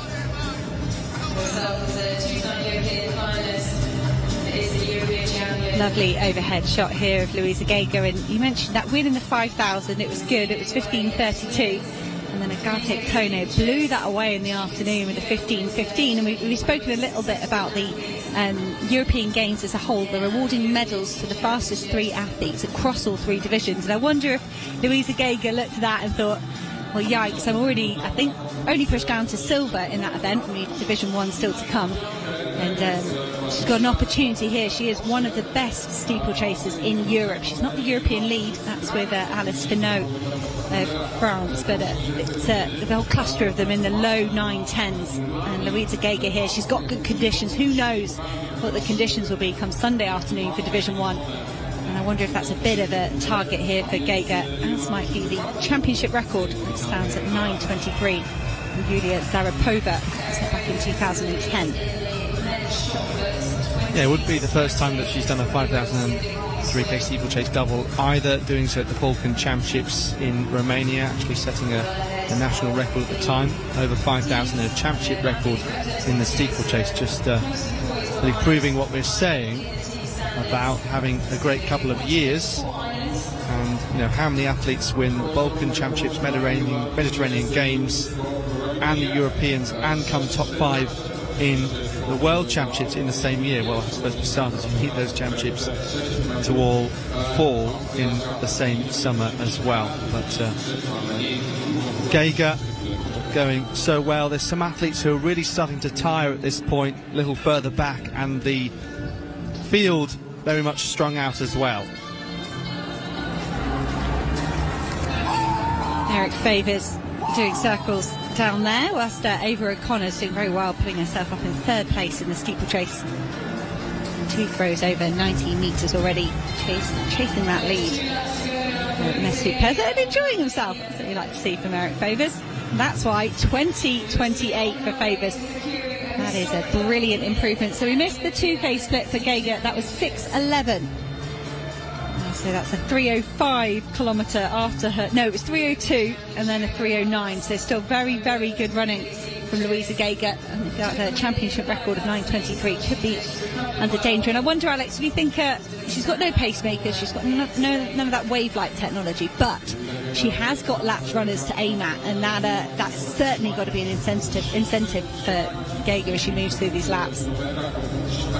Yeah, 100%, and no disrespect to some of the others in the field, but having to come to a complete stop just to get over some of these barriers, it really is a tough task.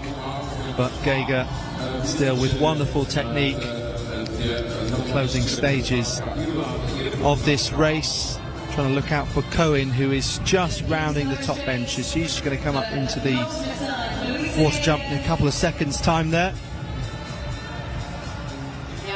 Cohen of Israel, she's 10 seconds behind, which is fine. So yeah, that's very respectable. She came through 2 kilometres in 6:21. For a woman whose personal best is 9:29, that's brilliant. And Ava O'Connor is just making her way round with she's got a lap and a half to go as Louisa Geiger's flown through the belt. She's just eyeing up the final 3 barriers and 1 water jump. Well, always felt like a formality. Louisa Geiger coming in with a season's best of 9:11 at the Florence Diamond League recently. 5,000 metre victory only cemented the likelihood that she would join Yvette Lelova-Colliot on 13 top 3 finishes at the European Athletics Team Championships, and a class above the field here through that final water jump, and then picks up the pace once more, eyes down at the track, and then looking towards this final barrier. Nothing can stop her now.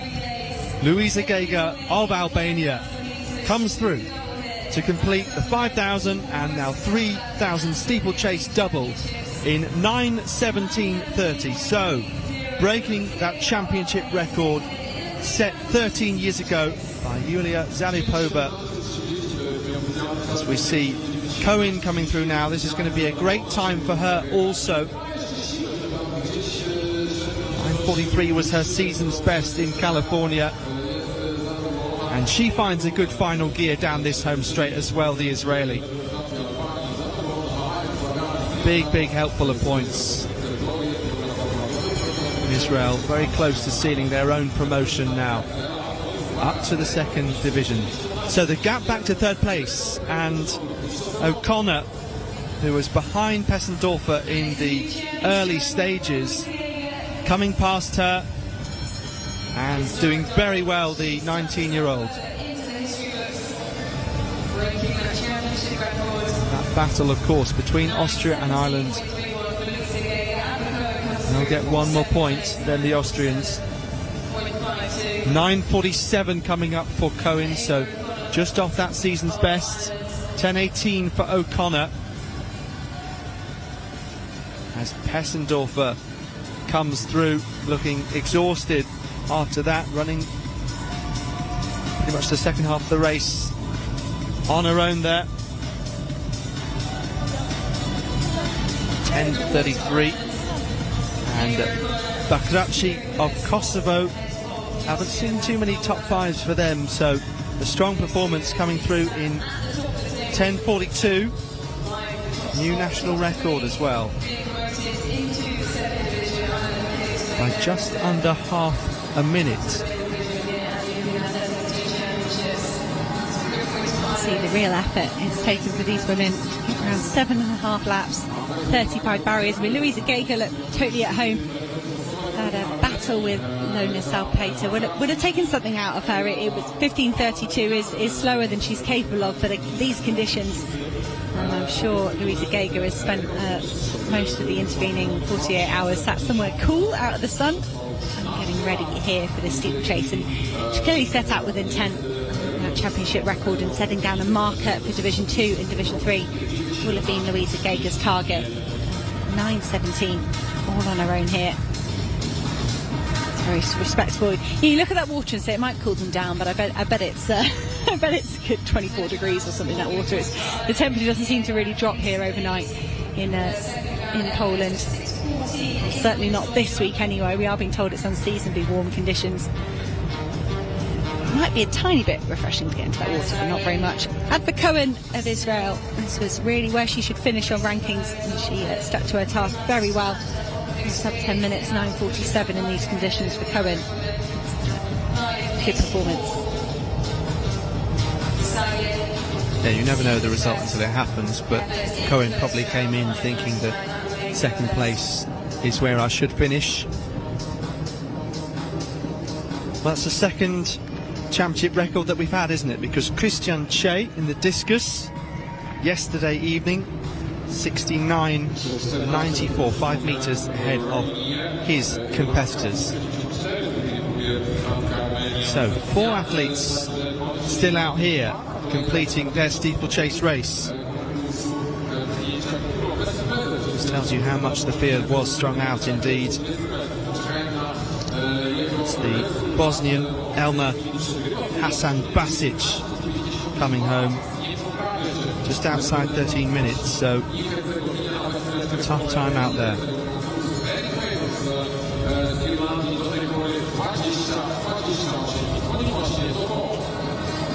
Montenegrin Vesna Pavlicevic, one of those who came in without a steeplechase time. You can see just having some difficulty with these barriers. Good effort there from Pavlicevic, and more commonly running half marathons and stuff like that. And I do wonder, she was like, look, I'll give it a go, guys. I'll see what it's like, but I don't think she's had the funnest of days. That's the word on Bakraci and Alaverdian, getting national records in 5th and 6th in this race. Good class there behind Louisa Geiger's championship record. Pavlicevic of Montenegro is, I think, our penultimate finisher. We have still got another athlete working away down there. Good points for Montenegro there. 13 starters in this race. I hope the Montenegrin team manager buys Pavlicevic an ice cream. Yes. Perhaps a couple of sports drinks and some electrolytes in first, then 2 pints of ice cream. So Viserbi of San Marino, who we're looking at here. As we said, doing really well to be just above the bottom 3 in the overall standings. And she has saved something for the finish. Just 16 years of age, a few 16-year-olds, and there's one 15-year-old as well. It is one of the competitions where you do get a big age range right across the track and field events. National record from San Marino there. So tired, she couldn't even get herself over to the shade. I'm sure she's sitting there thinking, I should have gone the other way. It's actually good to see we've got medics on the side of the track here. We've got a men's 5,000 to come as well. We'll set out a drink station for that, I'm sure. Confirmation of that full result. Louisa Geiger, championship record performance, 9:17.31, half a minute ahead of Avra Cohen of Israel.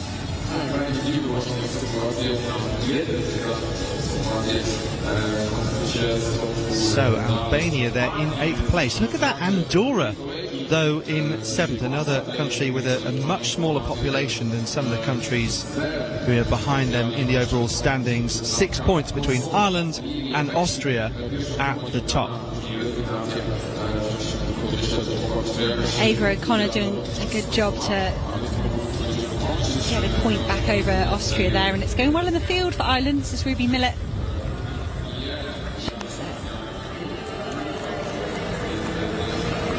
Jumping really well here, 6:14 at the moment. She's got the lead ahead of Sargsson of Armenia, just 15 centimetres.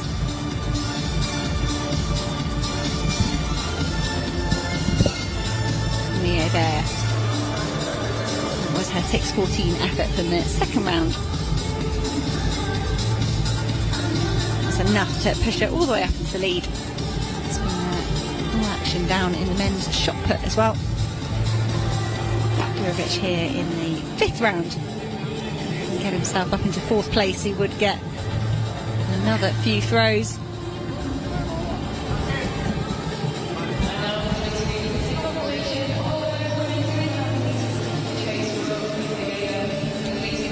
Durovic look kind of excited by that. He's their national record holder over 20 metres back in 2021.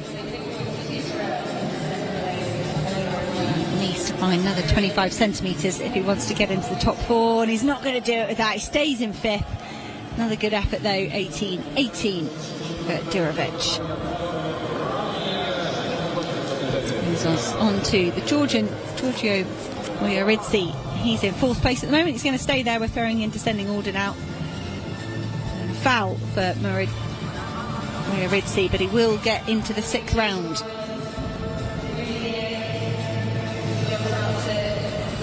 To remind you, the format here in the throws and the horizontal jumps start off with 15 or 16 competitors depending on our division. 8 go through to round 4, and then the top 4 go through to round 6.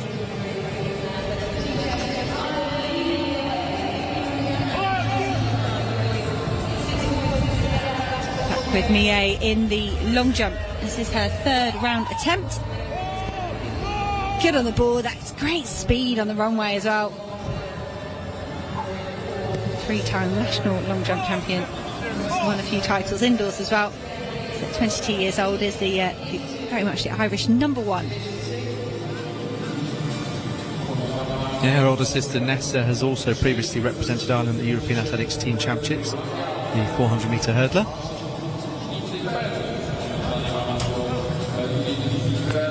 That's a nice improvement there, 6:24. Just extending her lead. That's the season's best for the Irish woman. Mohamed Ramadani, Bosnia. No, this is Mesut Pezur. Apologies, we've missed 3rd round throw for the Kosovan. 1907 for Kosovo and 3rd place at the moment. Pezur was in the lead for a while. Had to make way for Eric Favors, who's trying to get himself back into the lead now. We will have 2 more efforts. Mesut Pezur. Could do with an ice bucket out there. I'm sure they'll be dunking their heads in it.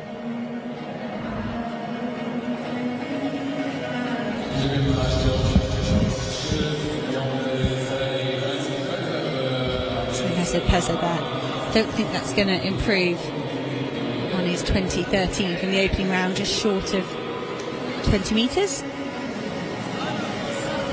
Measurement coming up at 1983, so consistent series there for Mesut Pezur. But this man, Eric Favors, is leading the way in the field, much like Ruby Mie is in the long jump. 20-28 so far. It's another throw. It's just over 19 metres. Did he tap his toe over? He's going to let them measure it. Nice peak there in round 3 for Favors.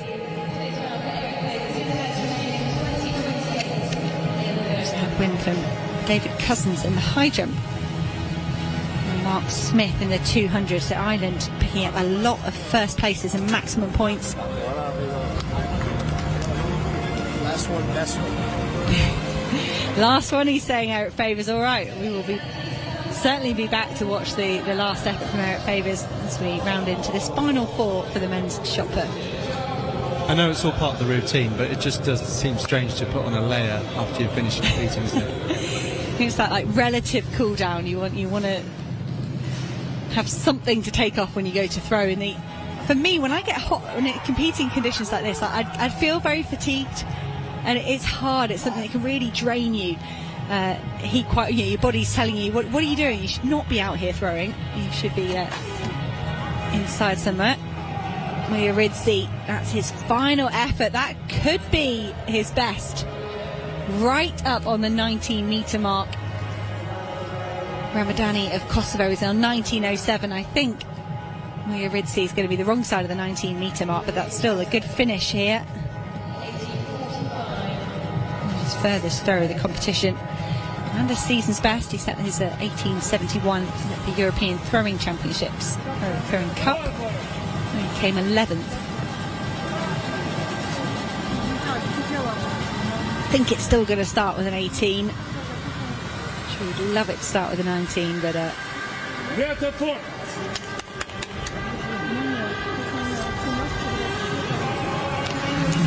Ramadani of Kosovo, I think, might not know the mark yet, but he's geeing himself up anyway, just in case. The mark from Muyiridzi is bigger than 1907.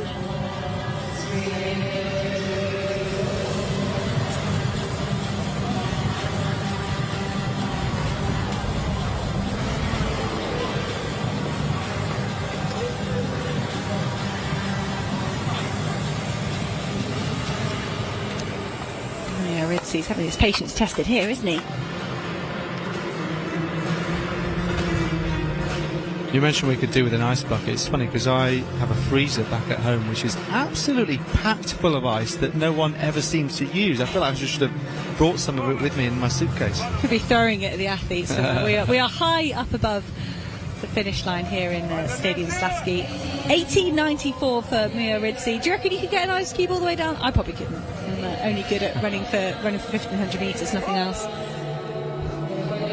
And commentator. Thank you. Muyiridzi has improved there, but he stays in fourth place. Mohamed Ramadani of Kosovo.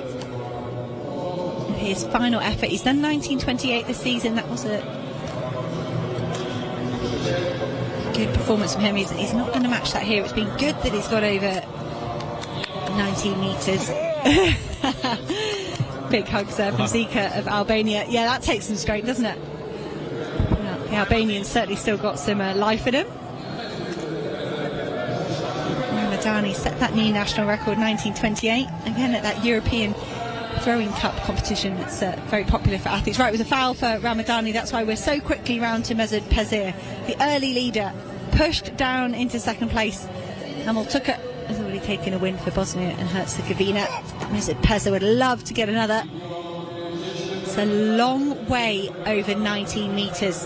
Is it further than 2028? I'm not sure. I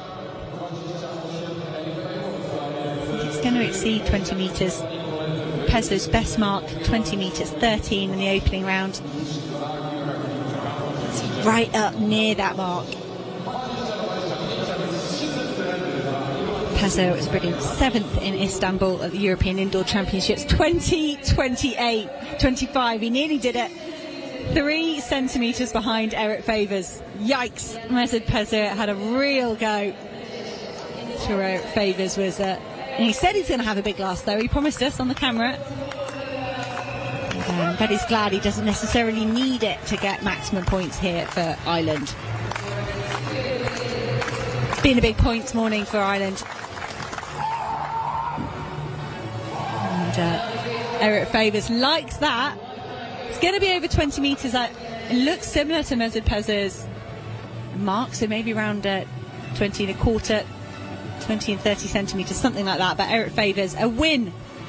And we mentioned the two Irishmen getting to go out to Eugene last summer and get that experience.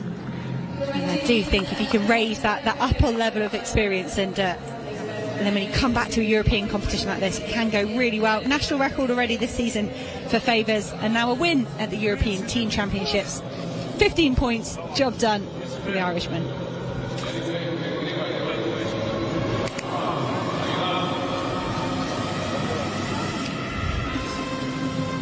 So still the women's high jump to come in the field as we look at this full result. 2028 for Eric Favours, Mesut Pezir 2025, Ramadani 1907. Your top three and a whole host of season's best further down. Mammoth efforts from some of those men, particularly James Kerdikasi and Forcellini, just turning up, trying to get themselves a few extra points for their nations. And this is how the standings look after 30 out of 37 events.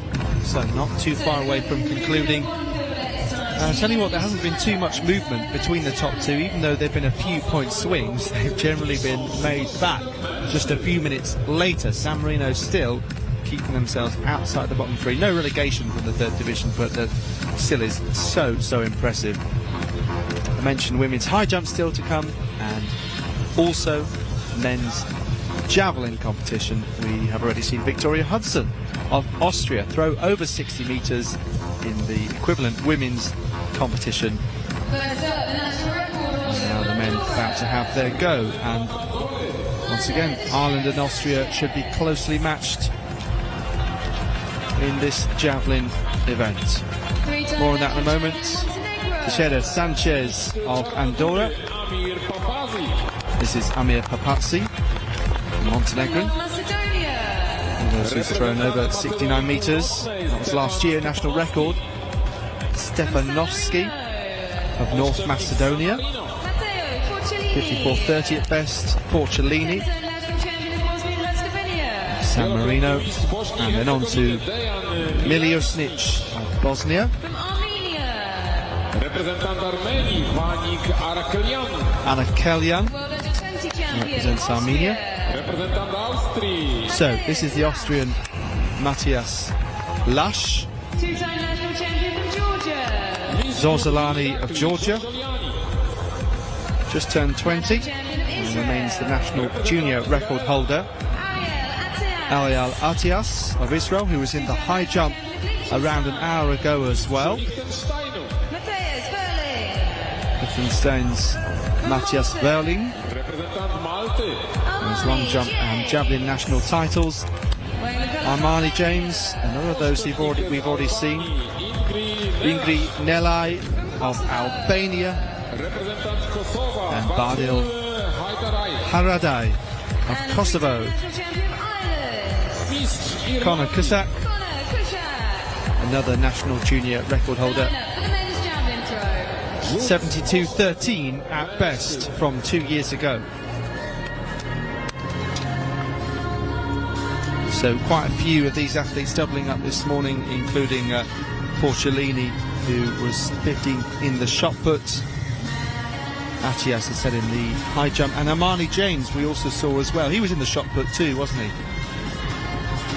So, yeah, James and Forcellini can rekindle their rivalry just 5 metres over on the side of the runway. They're going to be seriously hot, those men. They've been down there for a long time. We are into third round in the women's long jump, so just trying to find our top 8. This is Natalia Grigoran. 9 metres, 4 metres 69 at the moment.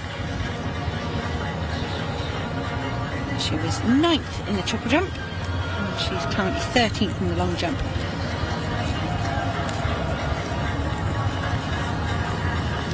Grigorian here with probably what is her last effort here at the European Team Championships. Is she going to finish with a valid jump? I think it looked good to me. She gets the green flag.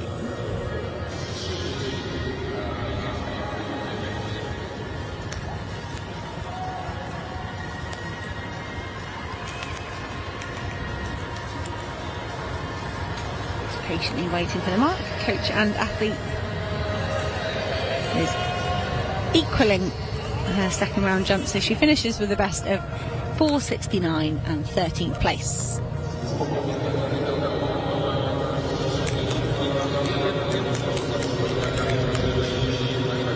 Israeli athlete on the runway. Good performance in the triple jump as well. Romy Tamir, she was 4th there.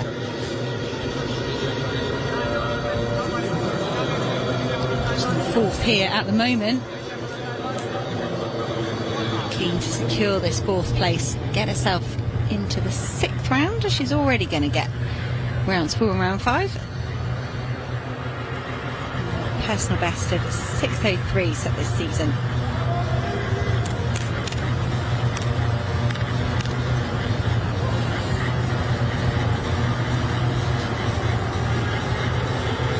The runway is clear, all the cones are out the way. Romy Tamir just taking her time here.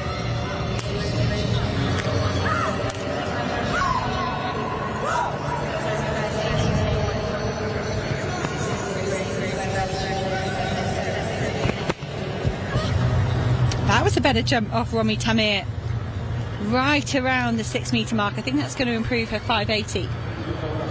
Yana Sargsyan of Armenia is in 2nd place, 5.99. I think that might survive. Ingeborg Grunwald of Austria is on 5.92.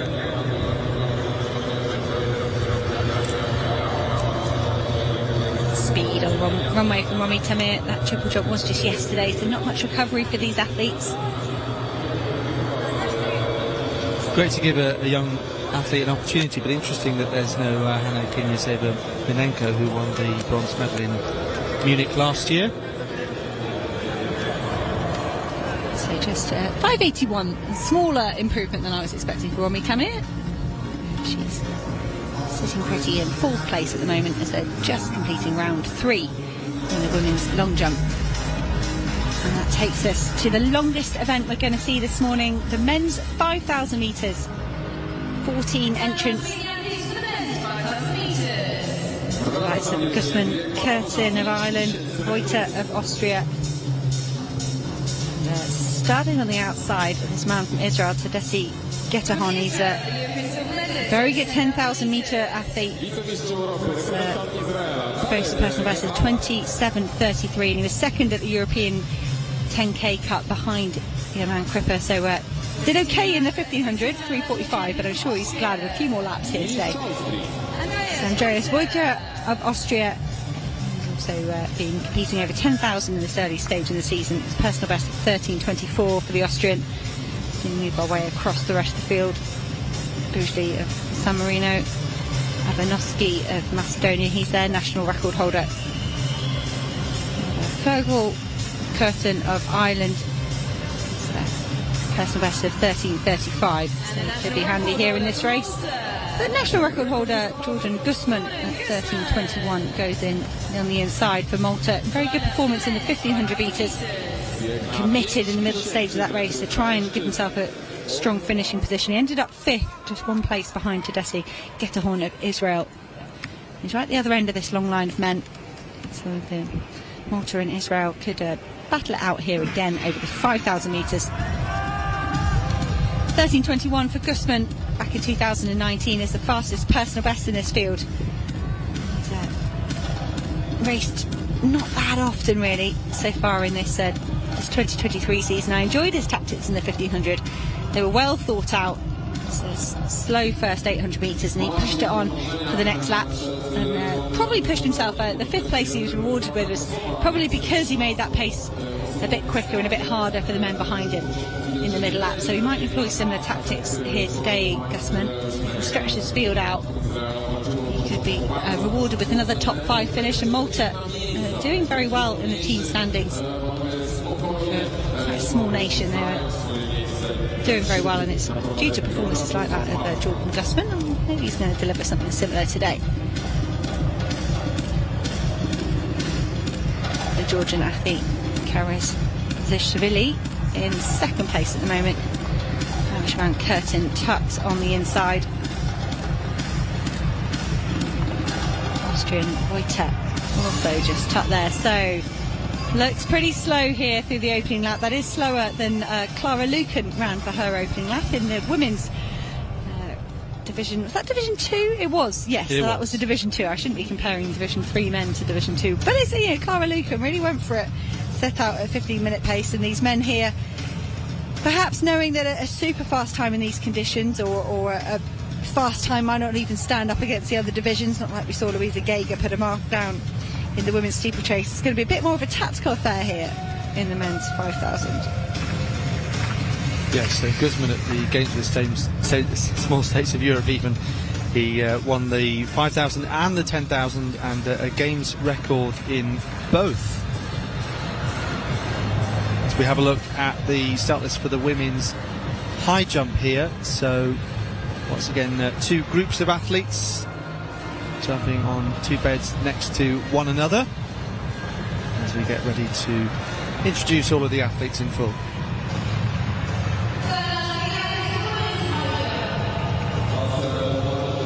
Keep you up to date with the men's javelin in a moment as well. And keep on track with the 5,000 metres. This is Bella Tkajua of Georgia, Aroa Carballo, who is here representing Andorra, Barami of Albania, Pasali, San Marino, Malta's Kay Tester,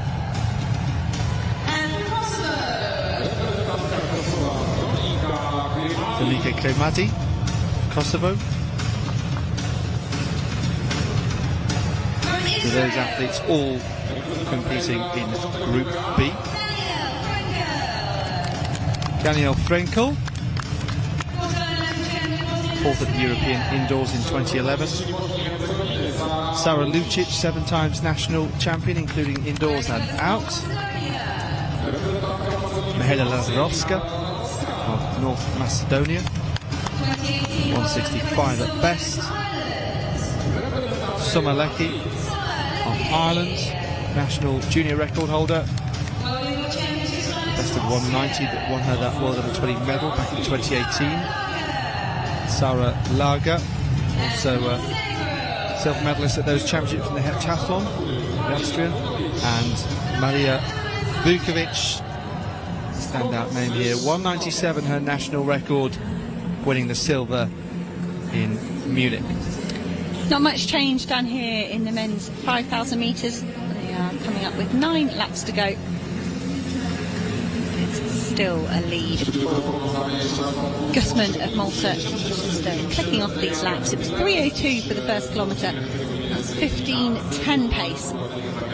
Starting to lose some men off the back. In these conditions it will be very, very tough for some of them. But there's also some men that might be rewarded with a personal best if they could just live with this pace. Karis Avili of Georgia, the athlete in second place, has got a personal best down of 15:10.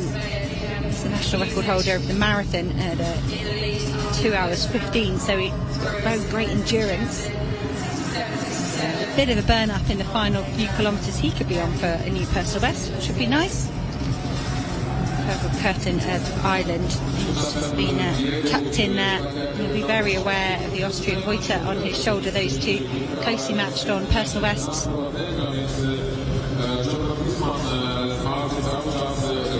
Voiter as well has a similar marathon strength to Karazashvili of Georgia. Now where is the Israeli athlete? There he is, just poking his head out the side of the group. Tadesse Getahorn. I won't want this to stay quite this slow for quite so long. We're going to get the 2 kilometre split at this point when they go over to the back straight. But Getahorn did a good turn of pace to run 13:45 in the 1500 metres. But he'll know he'll increase his chance of maximum points here if he can get this race moving. He's moved himself up from the back of the group into 3rd place behind Karazashvili and Jordan Gusman. I'm sure Gusman would like some help. Maybe he'll get some water if he's not going to get any help. Even if he can't pass that, can he just... No, Gusman says I'm fine. As far as feeling very sportsmanship, as far as Karazashvili conditions. Through 2 kilometres and around about the same, similar pace. Just outside 6 minutes. Well, we've been talking across this competition about how some athletes have actually been opening up their season sometimes in the particular event that they're taking part in. Sometimes they're favoured, or sometimes they're doing something different. But there's no question that the Maltese are among those who come in the most confident, just because of the amount of medals that they won on home soil earlier this month at the Games of the Small States of Europe, and Guzman, among all of those doing the double as well. Just sharing water with each other, which is nice. The Georgian offering to Guzman, and Guzman saying, excuse me, I'm here out front, I'm here to race. I'm not interested in a bit of conversation. But Guetahon, sometimes he likes to front run. We saw that at the European Under-23 Championships, in which he was locked in a brilliant battle with Jimmy Gressier and nearly beat Gressier, who came through right in the closing stages to win. But he's just keeping his cool there in a nice position in third place, and not too big a group here. You can afford to just have a bit of space. And by the way, I sense the temperature just cooling slightly. There's a bit of a breeze which won't make it quite as arduous in this 5,000, but the fact that we have that drink station out there as well tells you that it is still tough conditions. Good running here from Dario Avanovsky of Macedonia as well. He's their national record holder, 13:54, so he's outside of his personal best pace here, but you look at an athlete that's got a minute buffer like that, they might be able to turn on their pace. Just some of the athletes further down the field just fallen off the back of this group. Still got 7 men in it, but it is whittling down one by one. Georgian Guzman pushes at the front. It does seem to be, I was going to say, every lap there seems to be one person from this group taking that glass of water. A bit of a look over his shoulder there from Andreas Vojta. Maybe I should have got that. Because you never quite know when the pace might lift. You might be better off taking a drink at this stage when they're still operating at 15-minute pace before someone puts their foot down, and then it would be too late. So this is going to be the 3K split when we come through the start-finish line at this point.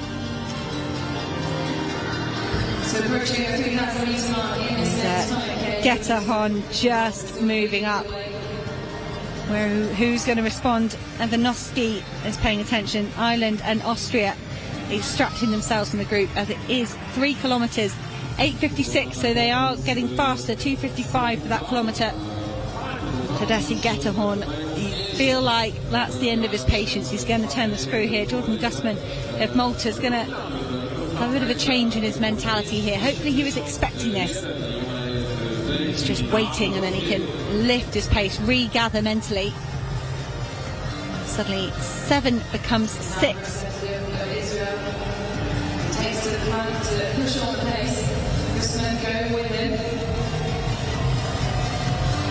As you said, it seems to be one by one dropping off the back of this group. Previous lap it was Gutic of Bosnia, and this time it's Karazishvili, the one who offered shared the drink. The offer was turned down, and now he's been dropped.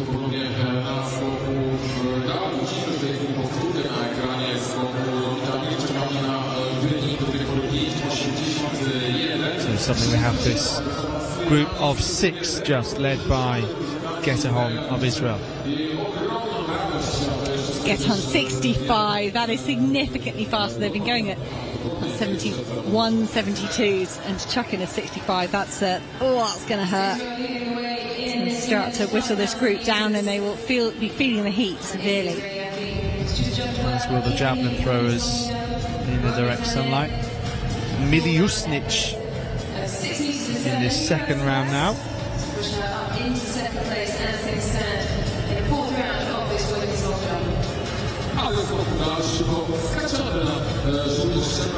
So already leading the competition with 67.67.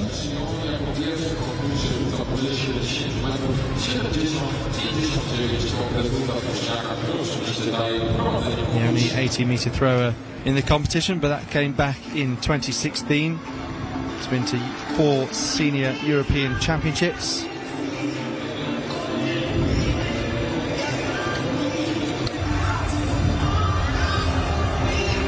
Round 4 of the women's long jump. Omi Tamir saw a good effort at 5:81. That looks very nice from Omi Tamir. I think the graphics here today in the sandpit are giving us a bit of a skewed response, but that was certainly longer than 5:81 for Romy Tamir. Said it's been a busy week for her, triple jump and the long jump. Lovely on the board from Romy Tamir. She likes it. Not come up on the system yet, but a 6:07, that is a new personal best. That puts her up in second place. Fergal Curtin of Ireland has risen to the challenge. We thought it might be Tedeschi Getahorn of Israel that pushed the pace, but here goes Fergal Curtin. He's feeling good. 10,000 metres, 28.44. Some 11 seconds faster than Voiter behind him. Those two did do battle in Passé in the European 10k Cup, so perhaps Curtin, his endurance might be the way to get more points for Ireland ahead of Austria. But he'll also be looking at the event win here. Jordan Gusman still looking full of beans, bouncing along the track as they go through with 2 laps to go. This is very nearly crunch time in a 5,000 metres. You've got to start positioning yourself well, running the shortest line possible. And I think there could just be 4 men separating themselves from everybody else. Gusman, Curtin, Getahorn there getting a final drink, and also Voiter from Australia, but just from Austria. But just as I say that, the Macedonian Avanovsky back to life again, himself back into this group. So there are kind of still 6 there involved. Don't write off the second 2 we've got hanging on to this group. There goes Jordan Gusman. What a move. He's a long-time leader, led for 3k. He's got to jump on the field here, and they've not responded terribly quickly. 13:21 through the bell. It was perhaps the rest of the athletes caught snoozing ever so slightly as Jordan Gusman stolen a march here. Andreas Voiter of Austria leading the charge. Tedeschi Getahorn right with, and they've got to go now, these 3 men behind, if they're going to get back on terms with Jordan Gusman. 3:46 and 5th in the 1500. This is a better performance from Jordan Gusman here. They're going to be scratching their heads behind. How did he do that? How did he open up 10 metres on us? Are we going to be able to claw it back? Andreas Voiter of Austria looking good right now. He's looking strong. He's gritting his teeth. To chase an athlete is easier than being chased, but Jordan Gusman didn't get that memo. He's relaxed, he's smooth.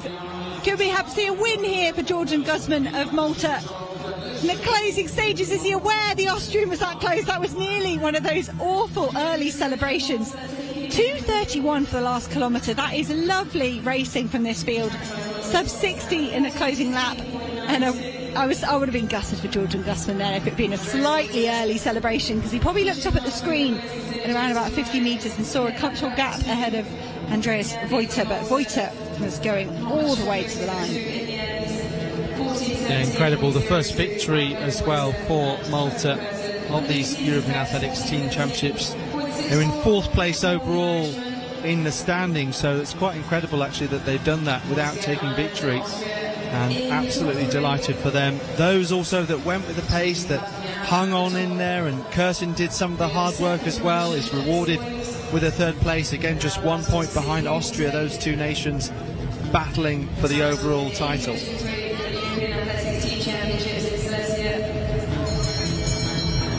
So, what you'd expect really in these conditions, a tactical 5,000 metres. Quite surprised by some of the exploits of Ilona Salpeter and Luisa Geiger, running 15.5 minutes on the opening morning here at the Division 3 action 2 days ago. These men, I think, what you've got to do in these conditions. Getahorn of Israel, he had a go after 3 kilometres at trying to speed this up, and perhaps was too little too late for the Israeli athlete. Didn't run the sting out of the likes of Gusman, Voiter and Curtin. Jordan Gusman did not know Andreas Voiter was coming, and he'll look back at that and say, right, I can save a celebration till a step past life. Doesn't matter, pulled it off. Made a strong move halfway through the 1500 yesterday morning. It's similar. So front running tactics, I like an athlete that involves themselves in a race and really tries to do something. We're looking at some of the other finishers here.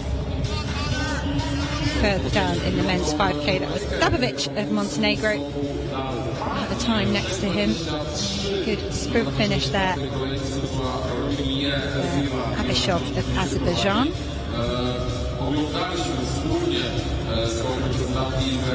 Final athlete out here on the track is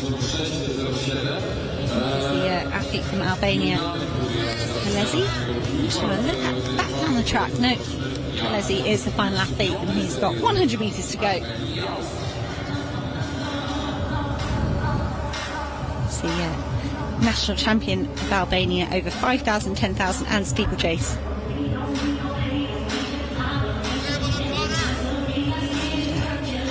At least picking up 2 points because we only had 14 starters, but he's 13th across the line.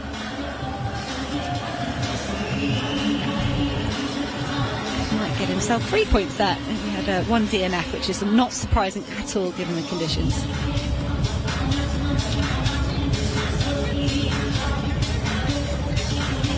So just having a look back at some of the pictures and the highlights from this 5,000 metres, and most of them involved Guzman leading, as he did pretty much throughout the whole race. Confirmed results of the men's 5,000 metres. Jordan Gusman, an inspired finish, 14:16.92. Andreas Vojta trying to cause an upset in the closing 50 metres, but valuable points for his team.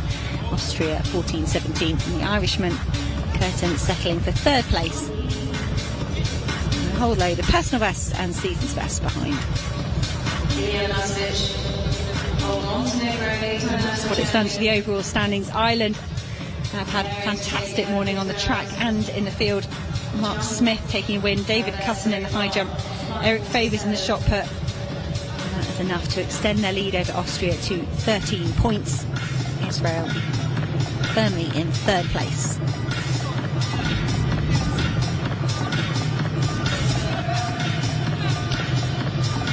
Matovic here in the fourth round in the women's long jump.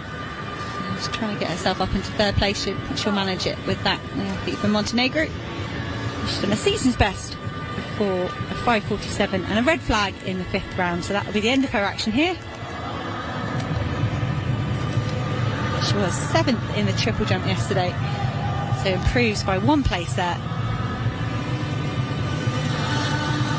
Okay, Gusman sitting on probably a better. Well, Louisa Geiger sitting on the best points total, isn't she? 30 points, 2 wins for Albania. There's a few athletes down there. Over 20 points scored for their team across 2 or 3 events. So Romy Tamir has just jumped a new personal best, 6 metres 7 centimetres in round 4. Here she is in round 5. The lead still with Ruby Millet, 6:24. Romy Tamir is building momentum.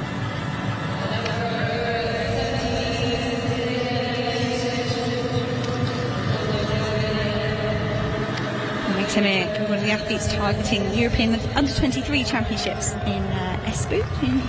She's 19, I think. She's in the Under-23 rather than Under-20, but I haven't looked up her birthday exactly. I'll set Alex Seftel to the task. Romy Tamir. That's another solid jump. Just underneath 6 metres.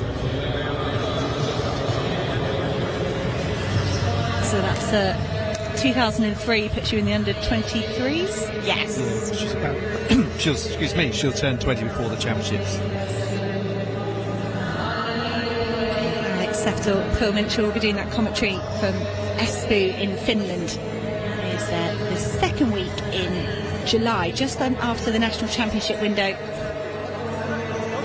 See a whole host of talented European under-23 athletes there. 5:84, no improvement for Tamir in the 5th round. Dejan Miljusnic remains our leader, over 70 metres, the only man to be over 70. 70 metres, Distance, and he is a good 5 metres ahead of the competition as well. Matthias Lasch of Austria, 65.24. And then Conor Cusack of Ireland 63.95. So Austria, as things stand, would close by 1 point to Ireland. As those two remain pretty much neck and neck. Good points on the way for Georgia potentially in fourth place with Orsolani. Ingeborg Grunwald is in fourth place at the moment over in the women's long jump. Austrian 5.92 as her best effort. It's gone to 6.23 this season. Grunwald probably carrying a little bit of frustration here. Studies at the University of Texas, San Antonio. Really just her second competition over in Europe, and that looks very useful from Grunwald. When they compete in the NCAA system, it's tremendous for your development, but it's an early start to the season over there. Often doing outdoor competitions in very early April, if not before. Oh no, foul. Ingeborg Grunwald, what a shame. Oh, there's a big jump in there. It was a big foul, but I think she was further ahead of the graphics than she was ahead of the board. Oh, one more attempt for Grunwald, but that could be dangerous as we look forward to round 6. I don't want to write off Grunwald at all after seeing that foul.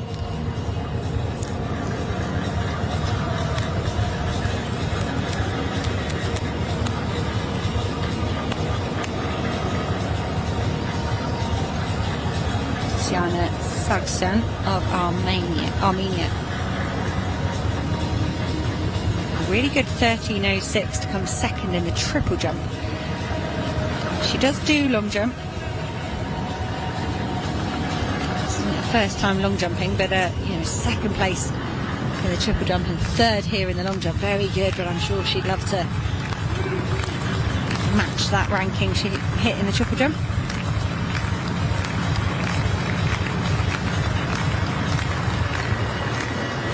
Sargsyan, penultimate attempt. She's in third. She's safely in the top 4. She will get another attempt after this. A long way behind the board there. She chucks that sand back in, saying that was an hour's waste of time. She'll walk out of the pit backwards, not maybe. Yeah, you can see clear blue track there between her foot and the board.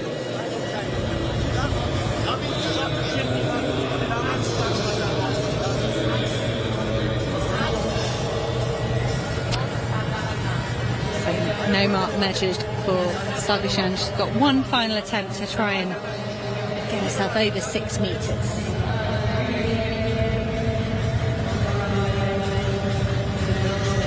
So Ruby Millet has held the lead since the second round to 6.14. She improved that mark to 6.24. Just finished her degree in mathematical science and physics. Louise Shanahan, she's doing a PhD in physics. These two have been comparing notes. So a win for Louise Shanahan in the women's 800 yesterday. Let's get 6.23 for Millet in the fourth round as well. Very, very consistent. So season's best, her personal best, 6.33. Ooh, that was set last year. Does she get the green flag? Yes, she does. That could be an improvement here for the Irish woman in the 5th round.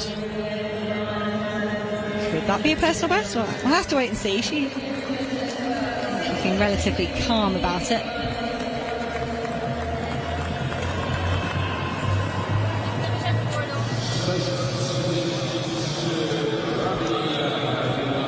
Yeah, staying calm, just having a look at all the technical input here, not getting carried away like me.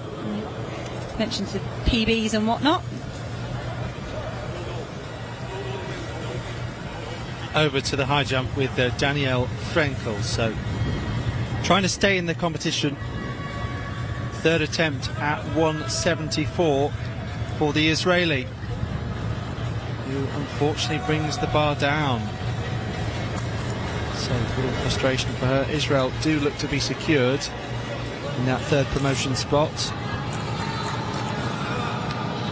Frenkel, professional dancer who used to work as a museum tour guide.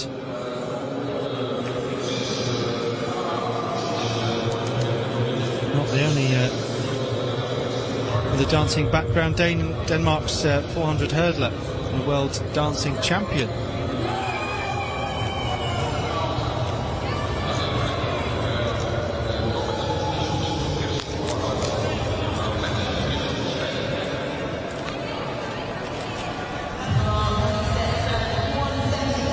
So Sarah Lauger of Austria, the heptathlete, who was also in the shot put. Also in the same situation, just took off too close to the bar there.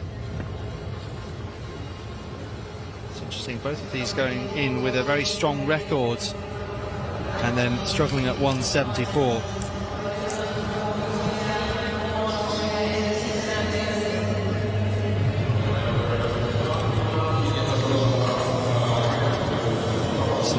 Also out of the competition, the World Under-20 champion from 2016.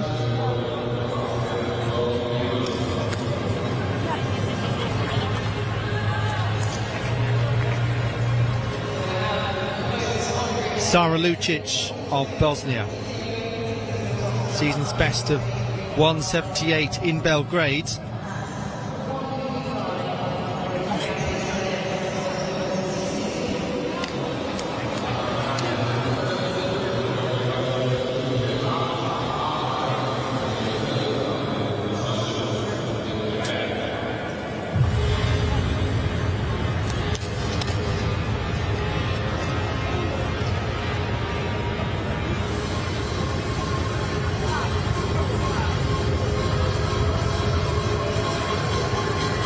Cleared 174, going up to 178 and sailing over. So matching that season's best. 4 consecutive first-time clearances. Which incidentally is something that Frenkel and Lauger had both done before exiting the competition at 174.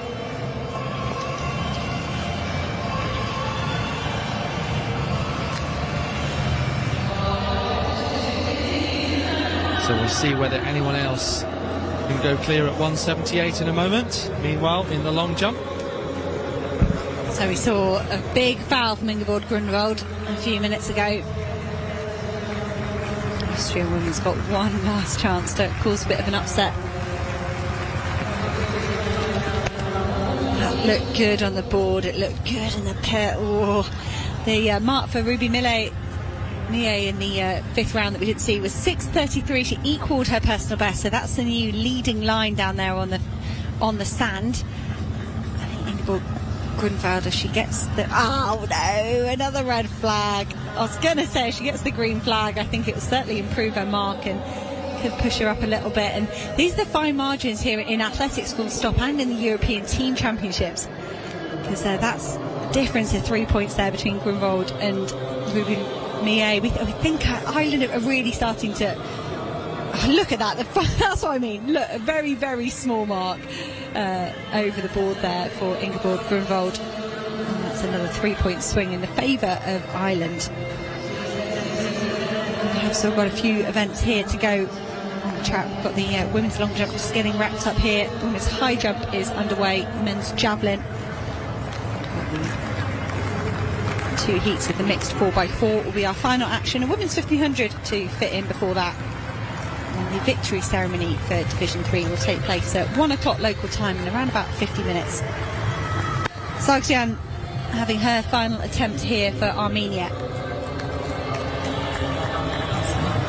hopefully can get a valid jump here after 3 fouls in a row. It is the green flag for Sargsyan. Let's hope she can get over 6 metres. That'd be a good way to finish her her competition here. 6:07 the mark of Romy Tamir in second place. Sargsyan is just 8 centimetres behind that so far. It is a valid mark, but no improvement. 5 metres 74. She will finish in third place. Robert Emiyan out there supporting her. Once again, we saw him coaching the male jumpers as well, the European record holder.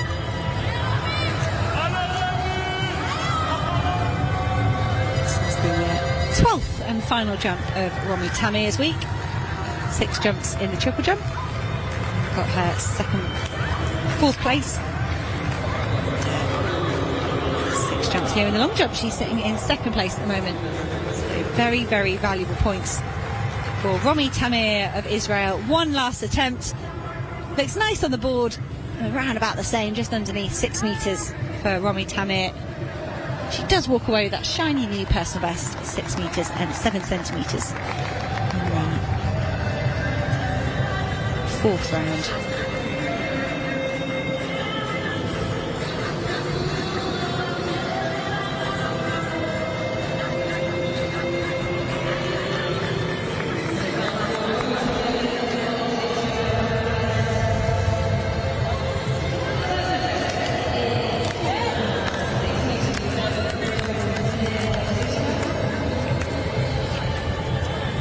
Foul there in the end for Tamir.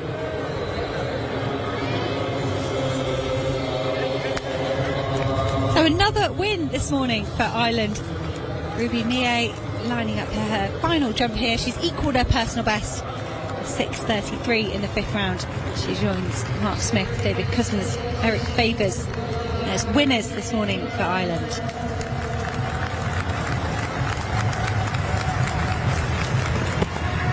Looks good on the board. I don't think that's going to be another personal best for Ruby Mie, but a wonderful series nonetheless. 6 valid jumps as well, that's special. Surpassed her season's best. Round 3, and then there was no looking back from there. Equal personal best, 6:33 for her best.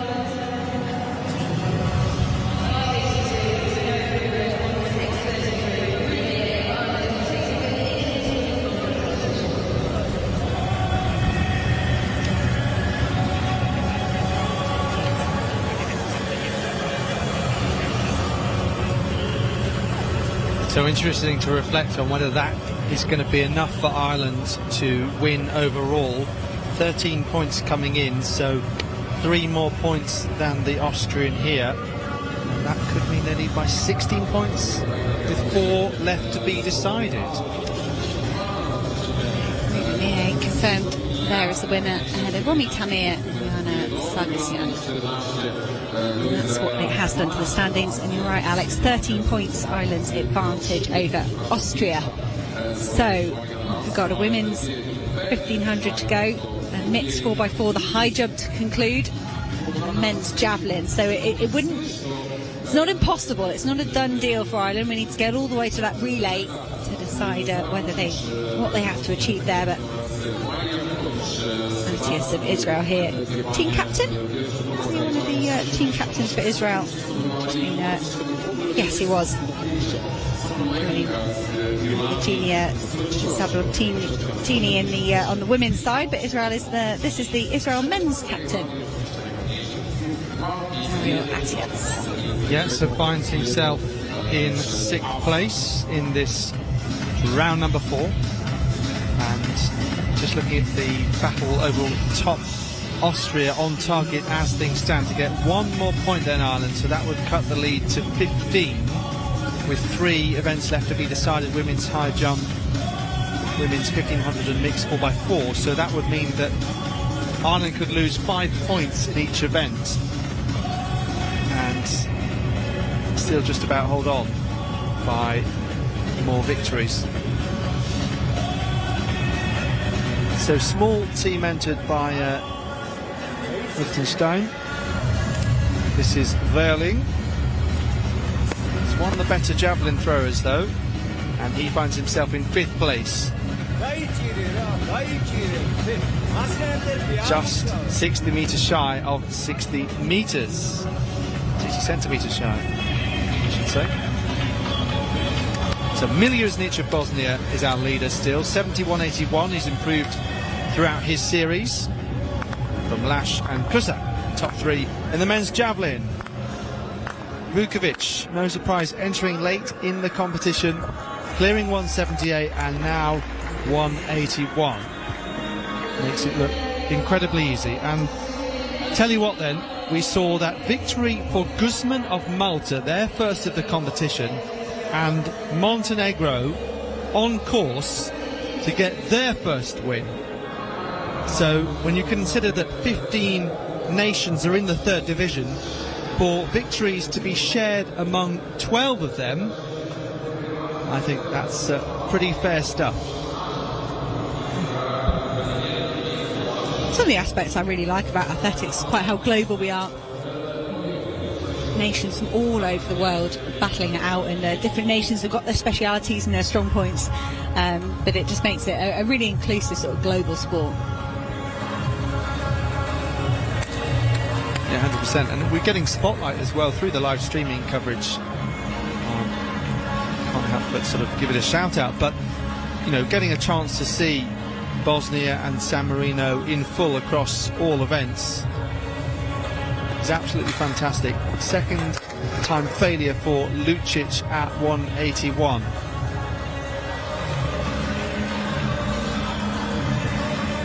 So going for an outright season's best in 2 centimetres off her PB.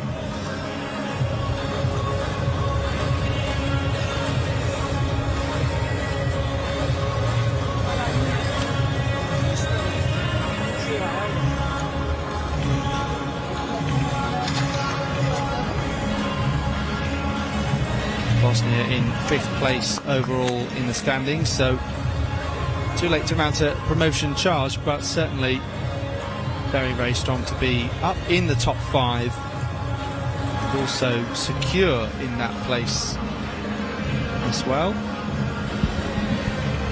66 points clear of Georgia in 6th. 3 events to be decided.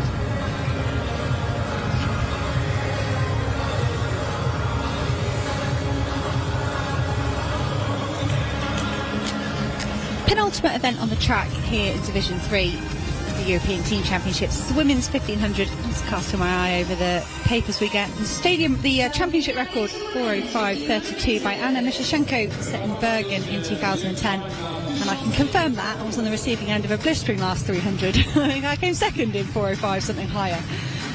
But that was a fun day in Bergen. I'm not sure we'll see 4:05 today, but we could see some brilliant personal best. Gina McNamara goes in 15th out on the outside. She hit a big PB of 2:04 yesterday in the 800. Sivan Owabak of Israel, she ran 2:07 to come 4th in her heat in the 800 metres yesterday. Further along, Sandra Schauer there of Austria, 4th in the 5,000 metres. Kurez of Bosnia and Herzegovina, national champion over this distance. Pejovic of Montenegro, she was 8th in the 800 metres in her heat. Sophie O'Sullivan here of Ireland on her senior debut. She's a silver medalist in the European Under-18 Championships, and she's done 4:08 this season, much faster than anybody else. Set that over in America, competing for her university, the University of Washington. Mendy Musa of Kosovo and Doughty of Albania completing the lineup.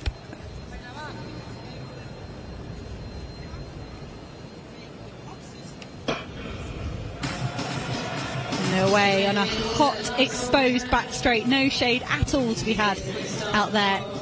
Sophie O'Sullivan starting fast. I mentioned this in the men's 1500. You've got an option here when you've got 15 athletes in the field.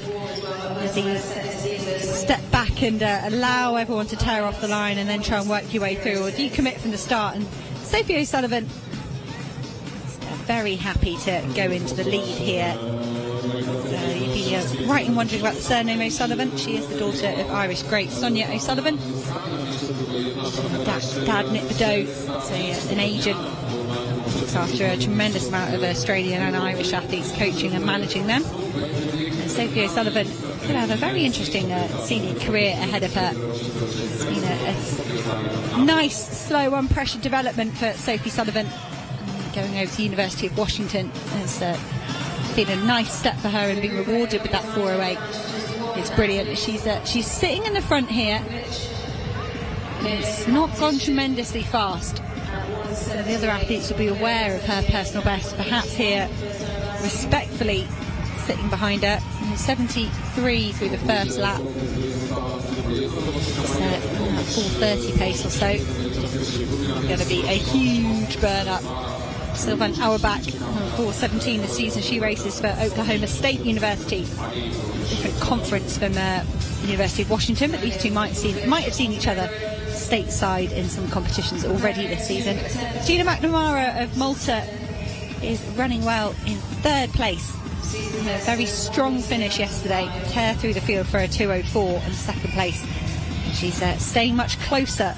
The Maltese athlete might have been inspired by that win from Jordan Gusman in the men's 5,000. Newfound 800 metre personal best. She might trust her sprint finish and just try and hang on to the likes of Auerbach and O'Sullivan for as long as she can. Yeah, fascinating to see O'Sullivan in this race. Of course, such a great family to be part of, and Sonia O'Sullivan has also been a great coach in recent years as well, so I'm sure, no doubt, giving her daughter great guidance. But she made a breakthrough at the European Under-18 Championships a few years ago, and then we've been kind of waiting to see what her next step will be and maybe what distance she'll emerge over as well. But I think just has been given a bit of time, bit of patience to really make a name for herself. And it was a similar sort of situation with Anish McColgan, the daughter of Liz McColgan, who said to her, look, you go out there, you go to the track, and if you enjoy it, great. In a few years' time, I'm happy to help you and coach you, but for the time being, when you're young, just make sure that you are enjoying yourself and not just doing it because your mother was a great athlete. Well said, Alex. And I think going off to university, Anish McColgan's very open about her time at university and the fact she wasn't the model athlete, but sure, Sophie O'Sullivan's been much better behaved at the University of Washington. 450 metres to go for the first time. I think there's a lift in pace here from Sophie O'Sullivan. Auerbach just behind her. We're talking about Sophie O'Sullivan like this is a done deal. That certainly isn't the case. She's on her senior debut here. If she could secure another win for Ireland, it'd be very important on the team standings, but it's not at all a done deal. Auerbach is sitting there in 2nd place, very comfortable. Gina McNamara with that new 2:04 personal best. 2:04 is faster than Sophie Sullivan has run. She's only done 2:06, but Sophie O'Sullivan is pushing from the front here. She's whittled it down to 4. Schauer of Austria tucked in there as well. This is Schauer of Austria probably better over the longer distances, so I might not expect her to have a lightning fast finish, but Sophie O'Sullivan has kicked hard at 200 metres. The gaps haven't started to open up yet, but you can see the fatigue etched on the athletes' faces. Gina McNamara of Malta could be dangerous here. She's got Sophie O'Sullivan to shoot at, but Sophie O'Sullivan is pushing here. She passes 50 metres to go. McNamara still gaining ever so slightly. It's Sophie O'Sullivan trying to take a win here in her senior debut, and she manages it. A brilliant closing circuit there, 59.74 from Sophie O'Sullivan. That is class. Gina McNamara did everything right there, kept herself involved. Sylvan Auerbach, another good performance to backing up her 4th in the 800 with 3rd in the 15. But well done, Sophie O'Sullivan. I will just say quickly, I was in a passport queue in the airport here in Poland, and I think Sophie O'Sullivan was having some trouble there with perhaps misplacing a very crucial part of the ID you would need to get through a passport control. And land her in it with her parents in case she hasn't told them, but she's here, so she must have solved it. But it looked like a very stressful arrival in Poland for Sophie O'Sullivan. Hopefully an easier race there and an easier departure onto her next focus, which will likely be the Under-20 Championships in Jerusalem. Yeah, I'm sure there's some sort of comparison there of being way more stressed out passport control than when you are down on the track. The athletes do often say that, especially those with other talents too, like singer-songwriter and the British team, who says he's way more stressed out when he goes on stage and does music, whereas when you're on the start line, even if you are a young athlete like O'Sullivan, you've done this many times before. Yes, different location, bigger stadium, perhaps 55,000-seater Slaski Stadion, but at the end of the day, same victory. It was a terrific finish from the top 3 as well. It was almost like they were let free. Away you go, unleash that pace across the final 200, and O'Sullivan had enough to hold off the charges behind her, including McNamara of Malta, another of those who comes in with confidence from the games of the small states of Europe. And we've seen what has been possible as a result in other events. So Sophie O'Sullivan on her Irish senior debut, taking a win for 27.96. Gina McNamara backing up a brilliant personal best in the 800 in her second place there, matching it in the 1500. And Sivan Auerbach moving third for Israel. So more points for Ireland. A whole host of season's bests. And I have signposted Sophie O'Sullivan to the incorrect age group championship. She will of course be an under 23 in Espoo, but she knows that. She won't be paying any attention to me still classing her as a junior athlete. So just 2 track races left here, mixed 4x4 A and B heats, and 2 field events to wrap up. And one of them is women's high jump, and unfortunately from Lukic of Bosnia's point of view, her day is wrapped up with the best clearance at 178, and similar to the previous attempt, not having enough height.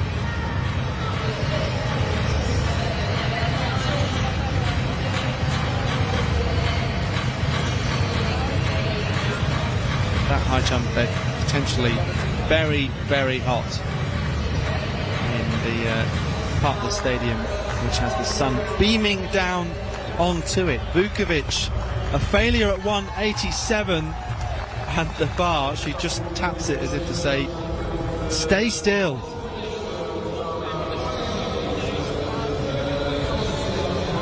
So the European silver medalist looks now, I think, to be the only athlete left in the competition, and she can go up to 190 now or whatever she chooses, but Montenegro become the 12th nation to take victory.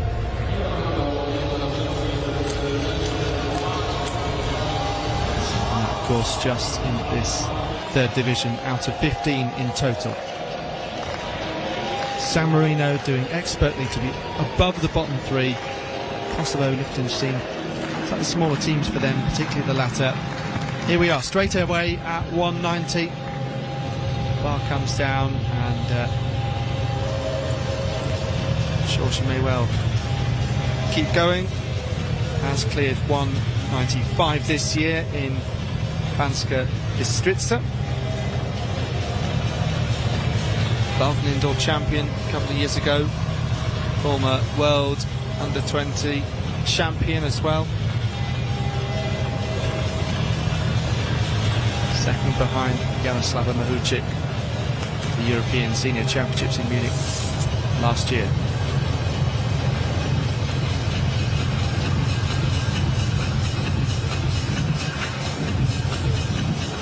Things close to being wrapped up in the men's javelin as well, as we are heading into the final round.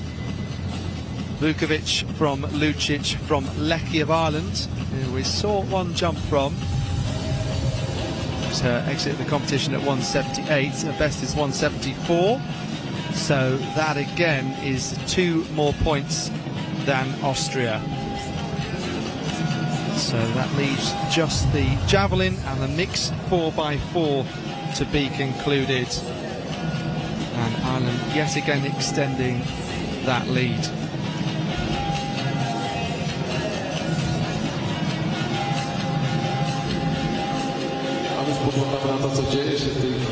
Ireland would have to lose more than 10 points in each of the events remaining not to win, perhaps. So Israel also, you can see that, well above what they need to hold off Malta in that promotion race.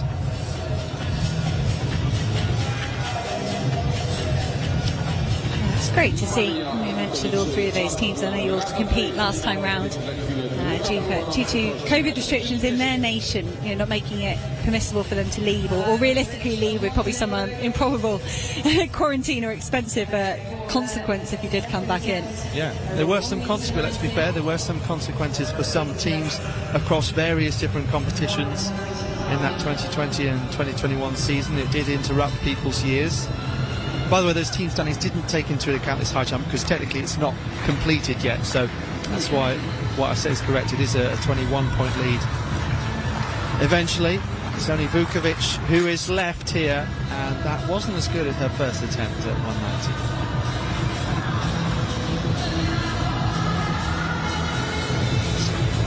great to see the stands filling with the teammates and the other competitors. We will have the presentation for the top 3 teams. That will take place in around about half an hour's time. It's a very quick turnaround on paper between the final track race. Around about 8 minutes between the Heat A of the 4x4 and the presentation, so I'll believe that when I see it. It's anything like trying to find athletes for presentations is very much like herding cats. Yeah, if there were no medals to give out, then they would have completely disappeared. Yeah. It's probably similar to parents of kids that do sport when you're trying to get them to leave any sort of sporting arena. So where have they gone? They're talking to their friends. They've lost track of time. It's the same for presentation teams in athletics as well. Yeah, some of one of the tactics sometimes is just to walk away and hope the child follows. Zor Soliani of Georgia. So top 4 getting one more go in this javelin competition. As I say, he's done really well to be in the top 4. 61.25 at best. Needs 63.95 to improve and looks to be just short of 60. One of Georgia's best performances. So on the European Athletics website you can see a full breakdown of results, and that's including the team standings as well.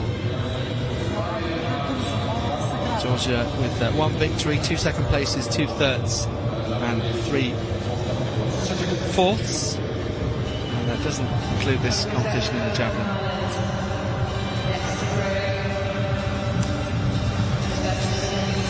So Conor Cusack with 63.95 behind Lash of Austria, 65.24.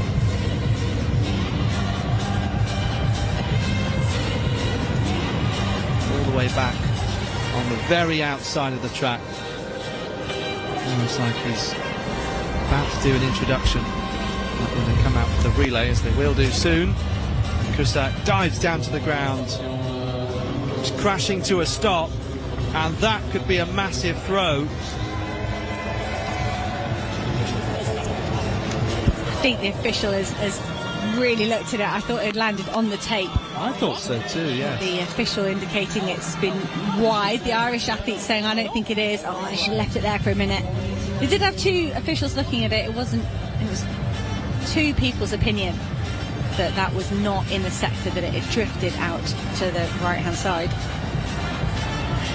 Yeah, I suppose it's hard to see. They've got a better view than we have. They sure have. Yeah, I think it's pretty easy to judge with the javelin which side of a piece of tape did it land. Vukovic, can she get over 1.90 metre? No, well, such tough hot conditions. In any case, she takes maximum points for Montenegro.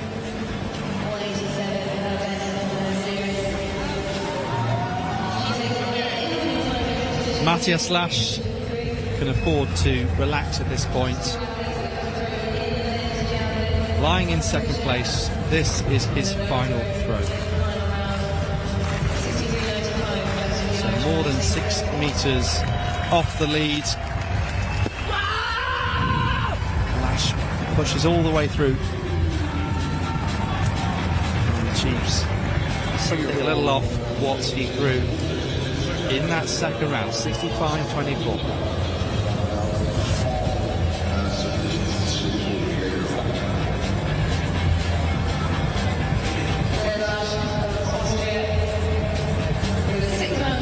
So women's high jump now done, increasing Ireland's lead to 21 points.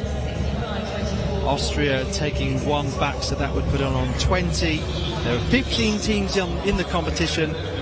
1 event to go, maximum of 15, and that confirms that Ireland have won this 3rd division of the European Athletics Team Championships.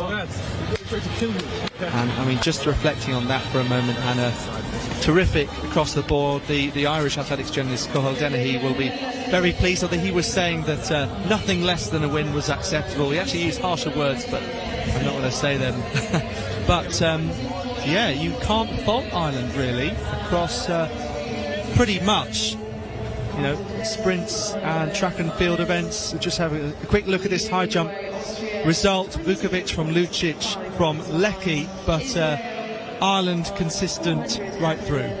And it's a lovely opportunity to work together as a team when you come to the European Team Championships. Or individual sport, unless you compete in the relay, it's really about your own performances, and the opportunity to come together and work towards a common goal is really nice, and the Irish team have been very vocal about that.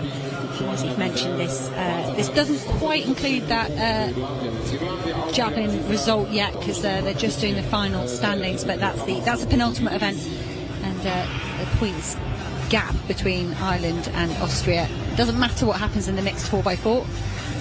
Ireland will take the win, and Austria as well have put together a really good campaign, and it's been a very entertaining Division 3. And, just that one event left to go. Alex, have you got any particular highlights from these 3 morning sessions across Division 3? I suppose it would just be Luisa Geiger and the clear pride on her face to win, in the colours of Albania. It is palpably clear, and it's great when that's so noticeable to come here. And let's be honest, it is the 3rd division. She's not a third-rate athlete by any stretch of the imagination. So to come back time and time again, just like Yvette Lalova-Colliot did, and obviously it helps when you double up, doesn't it? With that championship record, she produced their best. It was 9:17, wasn't it? So, yeah, second championship record that we've had, but the first in this 3rd division, and that takes into account all divisions as well. That was absolutely terrific stuff. Same question right back at you. I was going to say, Luisa Geiger's really set a stall out there for setting the tone for the 5k and the 3k through the divisions. Of course, Agate Kone rose to that challenge in Division 2, but Sarah Lavin has done something similar in the hurdles with her 12.82. It wasn't troubled in Division 2, so it's over to Division 1 to try and better that mark of Sarah Lavin, because that was really very classy. So she for me has stood out as a top performer that the rest of the divisions have got to try and beat. Miljosnic stood out the javelin. Victory there. Over 71 metres for him from Laschen. Kusek, that result.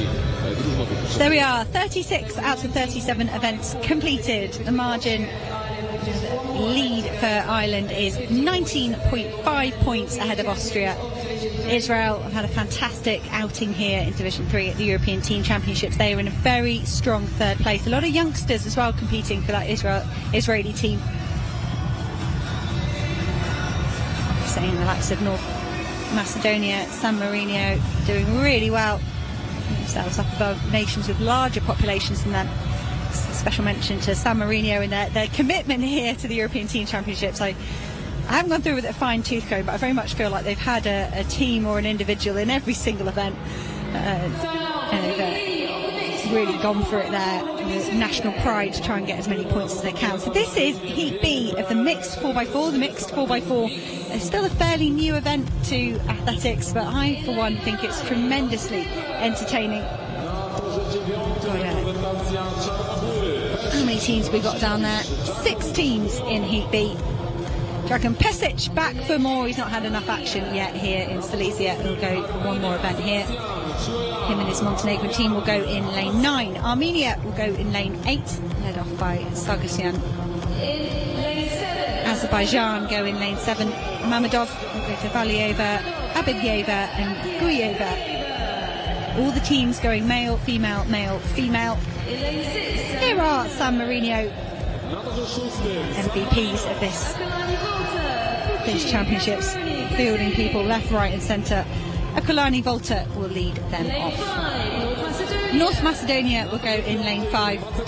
Petrov, Kosanovska, Stolyovsky and Omanovska complete their 4 legs. Kosovo complete the lineup in lane 4. As I say, all nations going male, female, male, female. When this event first came onto the scene in athletics, it was kind of left up to you what you wanted to do. And I think it's been refined a little bit since then. Let's say, did it make its debut? Is it the World Under-18 Championships? They had this event. I feel like that was one of the first championships they tested it out, but it's now fully fledged Olympic discipline. We still have the single-sex 4x4s at a global level, but for the timetabling reasons and athlete availability here at the European Team Championships, I think it's the right choice to just have a mixed 4x4.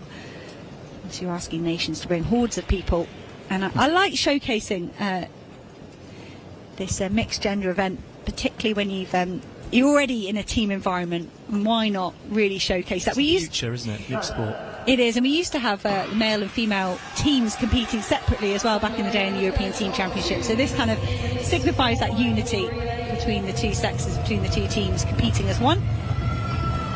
Strong start from Mammadov of Azerbaijan.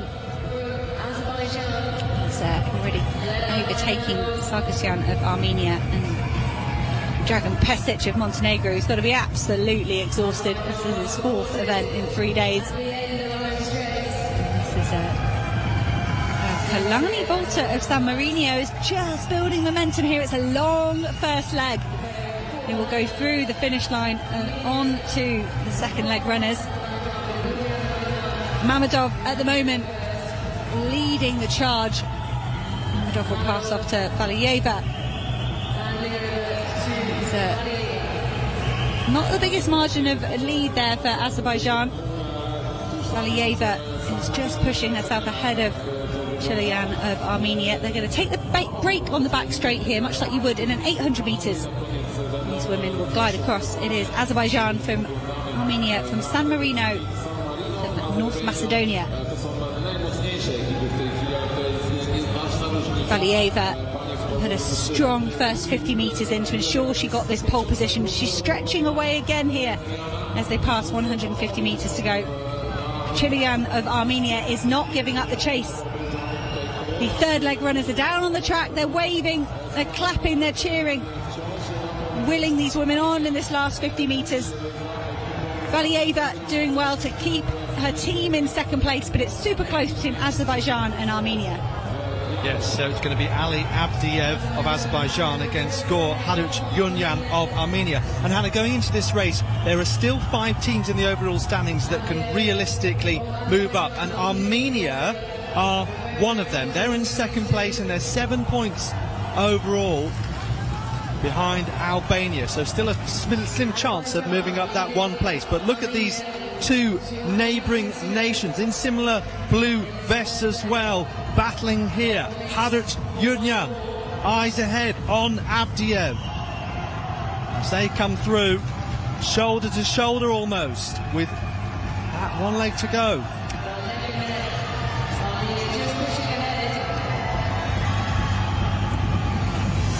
Oh, that was a good finish there from Harutyunyan of Armenia. He's put his team in the lead, and it is a spirited start from Alison Halverson of Armenia. We've seen her in action, I think maybe already in the javelin. It's been a busy morning for a lot of these athletes. For Alison Halverson, we've only seen her run over 30-40 metres or so this morning, and here she is doing a full lap of the track, and she looks absolutely full of running. She goes through 200 metres, and this lead for Armenia is extending. Gulieva of Azerbaijan is firmly in second place now after good opening 3 legs from Azerbaijan. Armenia perhaps here saving their best for last. Alison Halverson grits her teeth and she hits 50 metres to go. The gap isn't widening anymore, but the damage was done. With a great changeover into Halverson. Great finish, and it's hugs all round for her and her teammates. The clock stopping at exactly 3.5 minutes. Sargsyan, Chilian, Harutyunyan and Halverson, and your winning quartet from Armenia. And it's been rounded down to 29.99, and season's best. I look delighted at that. Absolutely right. She was 7th in the javelin, Alison Halverson, early on this morning. So what a combination. She also did the 400 hurdles as well. So a very versatile athlete. But what a battle between the two neighbours, Armenia and Azerbaijan. And that key third leg from Harutyunyan as well. He just saved something for the last 50 metres in particular to pass Abdiev, the Azerbaijanis. We have a look at some of the key phases of the race. It was Macedonia in third place, I think it was, throughout much of it.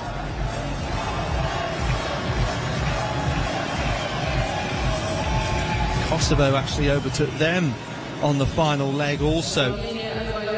Finished third in 3:37, some 6 seconds behind Azerbaijan in front of them.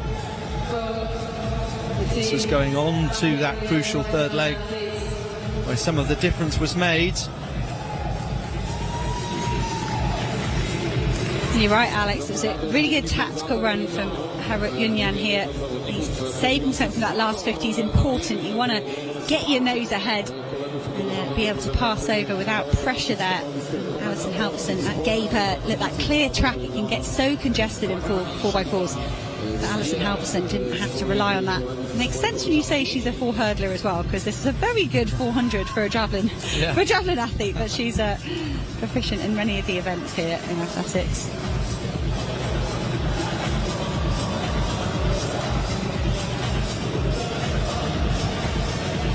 Strong closing leg there from Alison Halverson.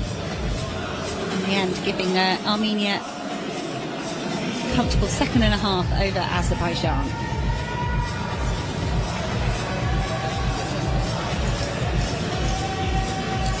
There's the results of Heat B of the mixed 4x4.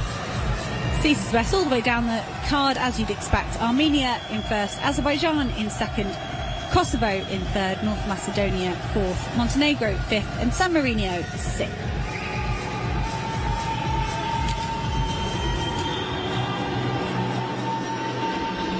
Still have to factor in Heat A to the 4x4 standings, but a reminder of how the top teams stand at the moment, and many of these teams featuring in Final A. And Ireland can do whatever they want here. I'll tell you what they'll probably do. They'll probably try and run very well. They are a World Championship finalist in this mixed 4x4 event, and they'll be keen to put on a good showing. Just a note, we have heard that Thomas Barr and Jack Rafferty both nursing small niggles or tightness, so they're choosing not to take part in this 4x4, and that's sensible. You look at that point score. I like to think those two. There's no way you would have kept those two out of it if this had mattered in a promotion battle.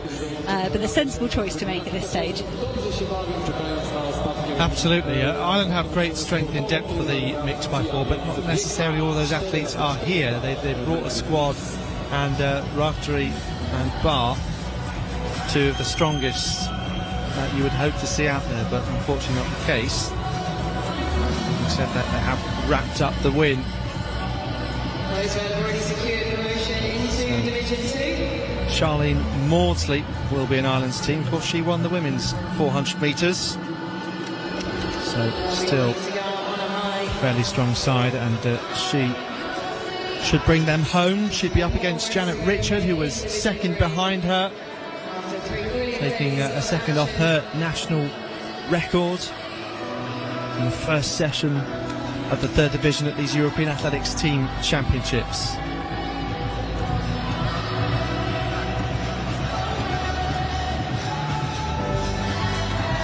So the hard work's been done, really. Very few chances to move up. I said there were 5 teams who could realistically do so. At least a couple of those now can't. The closest in the standings were Montenegro and Andorra. There was just 2 points coming in between them. But Andorra do go in this fastest race, as you can see. Still, of course, don't forget, if you're new to watching over the last day or two, or perhaps to tune in for this morning, it is the aggregate result across A and B based on times rather than positions. So Bosnia will go on the outside, so very respectable position overall of 4th for them. And then see there, Charlene Maudsley will be on the last legs for Ireland. For Malta, it's Camilleri, Testa, Pellegrini and Janet Richard, as mentioned. Lane 6, Austria. Greco Pressler, Kurdorfer and Gogol Vali, who won the 200 for Austria earlier this morning. Israel have the European under-18 medalist Noam Mamou on their third leg.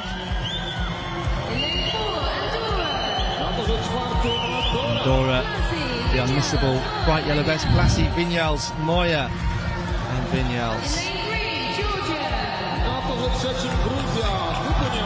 Georgia, outside contenders here, Kafunia, Mamatsishvili, Endoladze. They're in 6th overall. And no one can overtake them. And they can't move up in the standings. Kereku, Topi, Manchi and Chishku on the inside for Albania.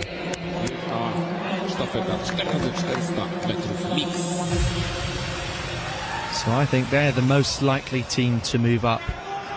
Montenegro in that race above them by only 4 points. Montenegro having finished in 5th place in that B race.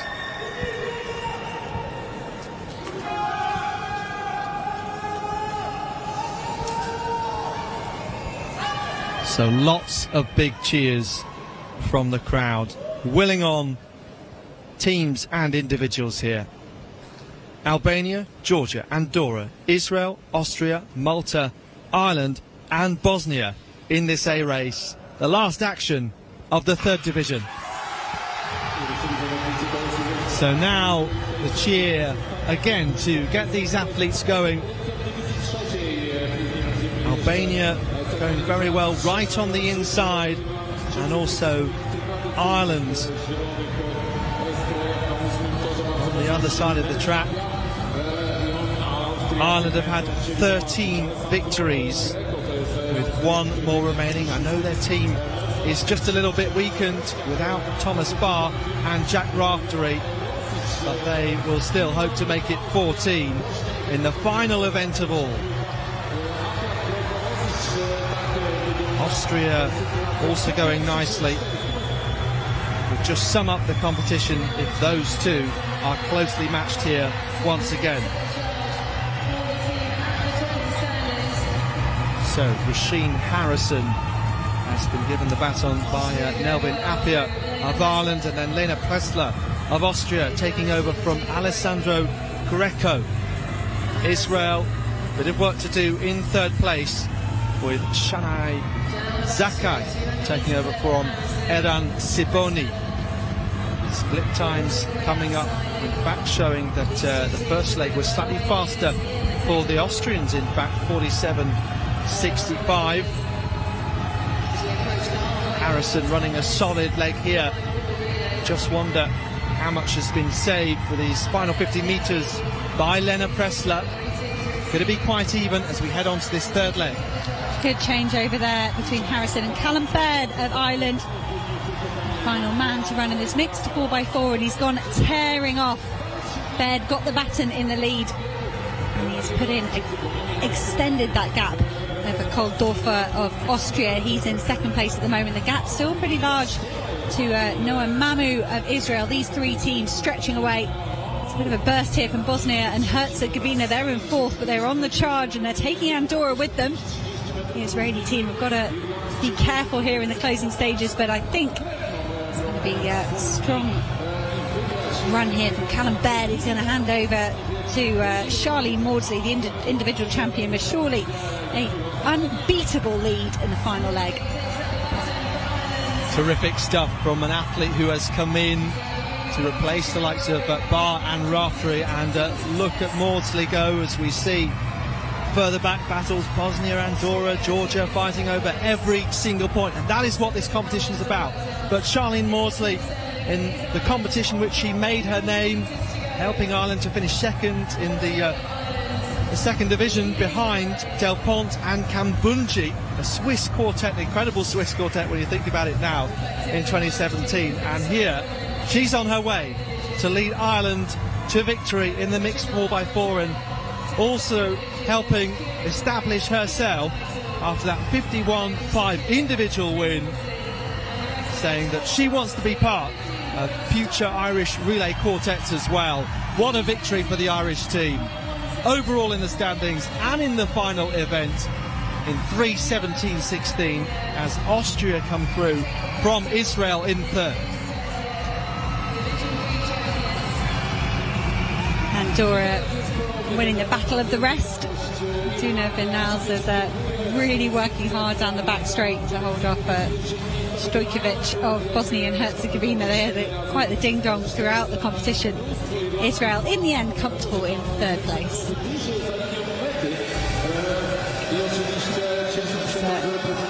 Strong showing from Ireland. Melvin Apai, for me, started off very quickly. He did look tired in the last 100 metres. As you said, those splits indicating perhaps that Alessandro Greco had run the fastest opening leg. That stagger would have felt a very long way for the lead leg runner from Ireland as he found his way to Roisin Harrison, but there was no looking back after that for this Irish squad. Yeah, Callum Baird 46.27, Charlene Maudsley. So we have another look here. Yes, so Appia in the green of Ireland in lane 8.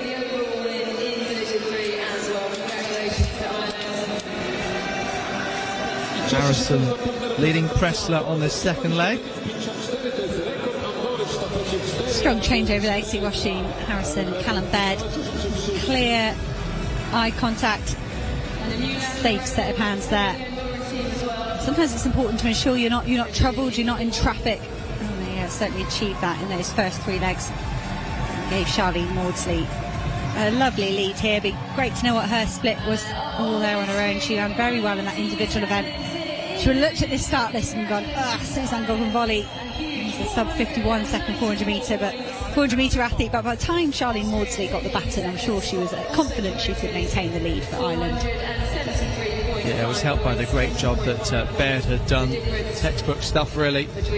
Make a good getaway and prevent the athlete behind you from feeling and sensing like there's much of an opportunity, unless they really give it their all. And I hope by that point that you're able to take a breather, that the lead is too big, and then you can just relax and unwind and give it everything you've got before it starts to really hurt down the home straight. Another top 5 finish for Malta. They were performing well.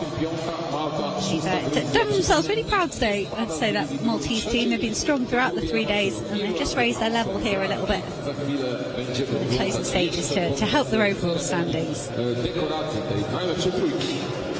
a big contingent of Irish athletes watching their team win this final event, the mixed 4x4 from Austria and from Israel. So top 3 matching those team standings across all of the track and field events here at the European Athletics Team Championships.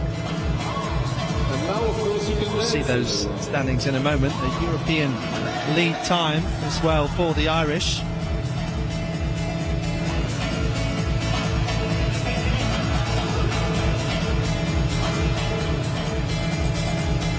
Don't forget it's without some of their fastest athletes too. Now this confirms the standings after all 37 events have been concluded. And well, no movement among the top 3. I think Bosnia have moved up past Malta today, and San Marino have kept themselves out of the bottom 3, and I think that's one of the most impressive results across that table we just saw. Mighty, go on ahead. The mighty Slaski Stadium. I was going to say, it has been a fantastic 3 days of action here. Division 3 concluded now with this morning session finished. We are going to hold on for the presentation. There's going to be an awards ceremony here in the Slaski Stadium. In case you don't hold on for that, I just want to remind you that myself, Hannah England, Alex Seftel will be back this afternoon for the final day of Division 2. We'll be joined by Phil Minchell. See whether Hungary can hold on to the top spot. The likes of Ukraine breathing down their necks. Superstars like Yaroslava Mahuchik on show tonight, so that might be one to tune in for. That gets underway around about 4 p.m. local time here in Poland. Once we finish that this evening, it's all about Division 1. That will be Friday, Saturday and Sunday afternoon. See some of the big hitting nations. Poland trying to retain their European Team Championship title on home soil again. Face tough opposition from Italy. Always the big strong nations like France, and Germany, Great Britain and Northern Ireland. This is our final day of double session action. See the presentation here led by Dobromir Karamarinov, the President of European Athletics.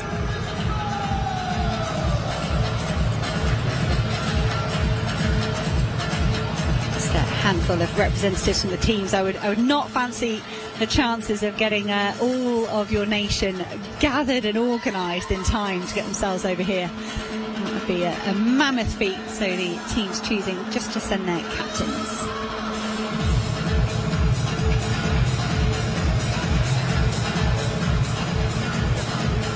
So introductions about to take place ahead of this victory ceremony for the third division. Team captains at the ready. Top three all promoted up to the second division.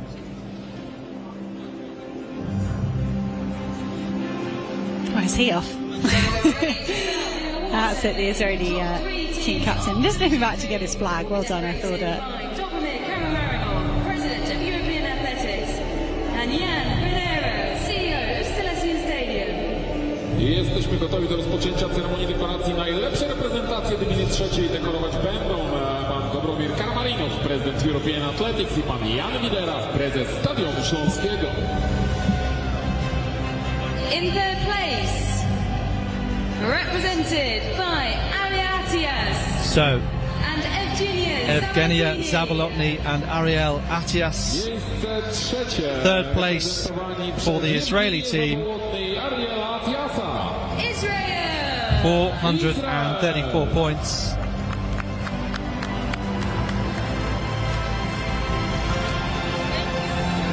Thank you so much.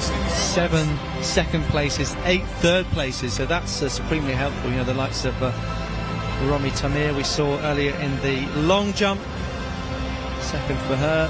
Thank you so much. Salpeta in the women's 5,000 metres. Flowers as well as the bronze medal presented.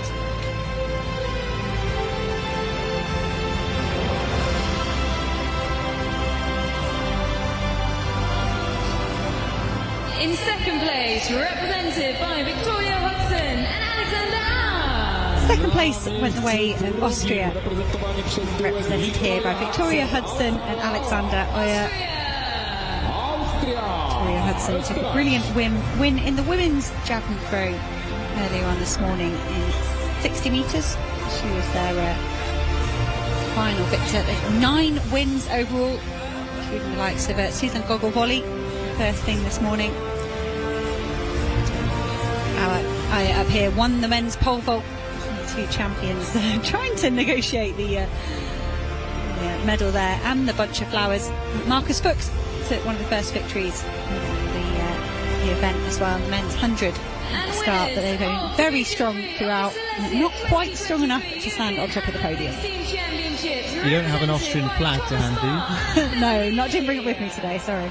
That's okay, so Thomas Barr pulling out of the relay there, but no matter at all. Ireland winning the third division, and they have brought a big contingent to cheer in the stadium. Other athletes, I can hear them down below us. Phil Healy, other captain.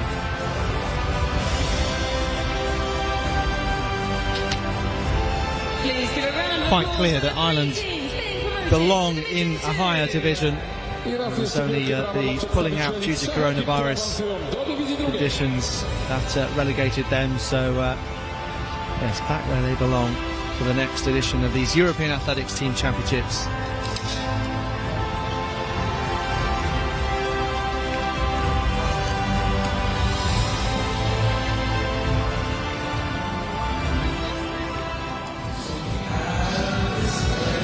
14 victories in total for the Irish.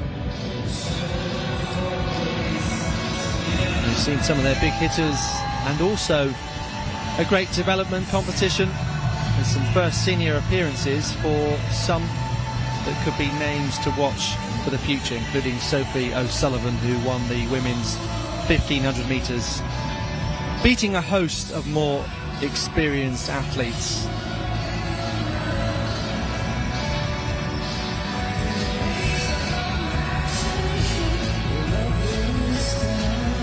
So, that victory ceremony has taken place.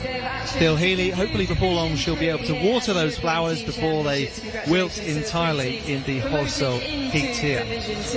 All that remains to be said is that thank you for tuning in to this morning session, which is the conclusion of the third division, and we look forward to seeing the equivalent to wrap up the second division from 4:30 local time. But for now, from myself, Alex Seftel, and Hannah England, it's goodbye. Ale powtórzymy to jeszcze dziś po południu. Dywizja trzecia już za nami, a dywizja druga startuje o godzinie 16:30. My znów będziemy z Państwem na...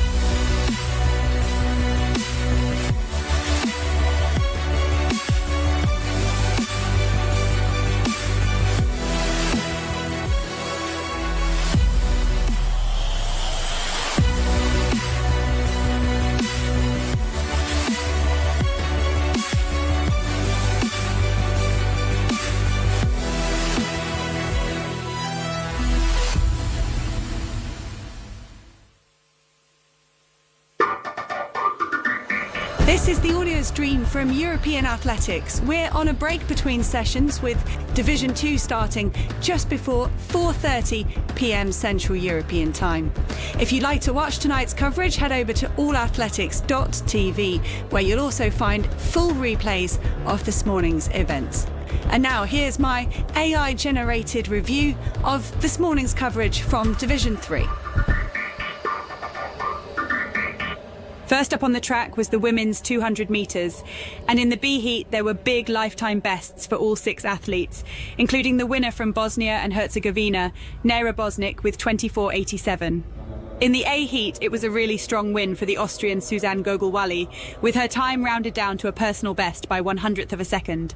We spoke to Suzanne after her competition. Oh, I was really looking forward to it because a few weeks ago I ran my 400 meter PB here in the stadium, so I knew it is a fast track, and yeah, I wanted to use the opportunity to perform good. In the men's 200 metres, it was maximum points for Ireland and an outdoor lifetime best for Mark Smith as he held off Austria's Markus Fuchs, who started the strongest but tied up towards the end and was also just run down by Georgia's Mindia Endeladze. Luisa Geiger achieved an impressive 5,000 metre and 3,000 metre steeplechase double and gained maximum points again for her country. The diminutive Albanian had a wonderful hurdle technique, and it helped her not just to the win, but also set a championship record of 9:17.31. Geiger has now won 13 European Athletics Team Championships medals, equal highest with Yvette Lalova-Collio. We spoke to Luisa in the mixed zone. Okay, the result is not so good, not so bad, but yeah, it's hard to push when you are alone and to get the focus to run fast. I feel fresh in the end, and so yeah, I'm happy. So and I take the second win, so the maximum of points for my country, and the first athlete who take so many first place, so I am the first today, yeah? In the javelin, Victoria Hudson's second round throw of 60 metres 27 was the longest in the competition, so that's maximum points for Austria. However, in the men's high jump, it was Ireland that came out on top thanks to a big season's best by David Cusson, just edging out the Austrian Lionel Affenstrasser, with both athletes clearing 2 metres 11. There was a big points differential in the men's shot put, with Ireland's Eric Favors just edging out Masoud Petzer of Bosnia and Herzegovina by 3 centimetres. We spoke to Favors in the mixed zone.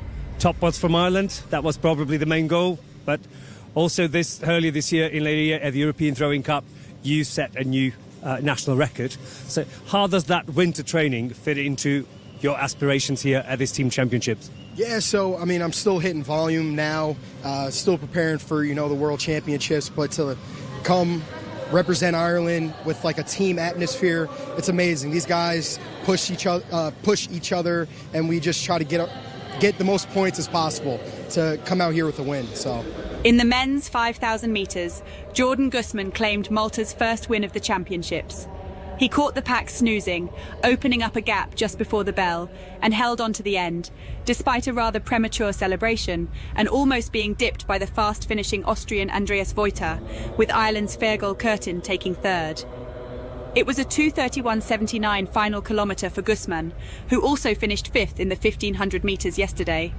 We spoke to him in the mixed zone. Jordan, talk us through that performance. It's the first win for Team Malta at these championships.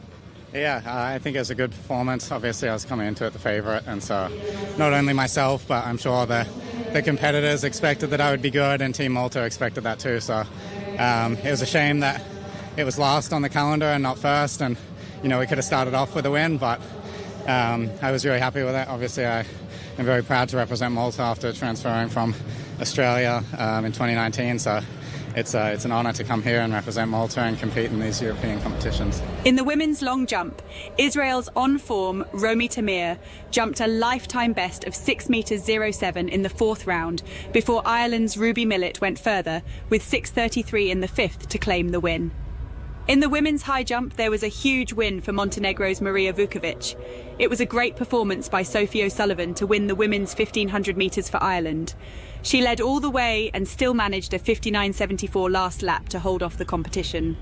The 2018 European Athletics Under-18 Championships silver medalist over 800 metres is the daughter of former world 5,000 metre champion Sonia O'Sullivan and studies at the University of Washington.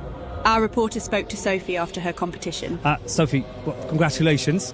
The time 4:27.96. How would you rate that performance? Yeah, I think it was just a really tactical race, I guess, and just like I came in, I kind of just wanted to see what I could do the last lap. My plan was to sort of hang in there with the girls and then do the last 400, and I ended up leading, which, I'm not the best on pace-wise, so I just sort of clicked away some laps and then sort of went for it, and I don't know, wasn't anything special, but it did the job, so yeah.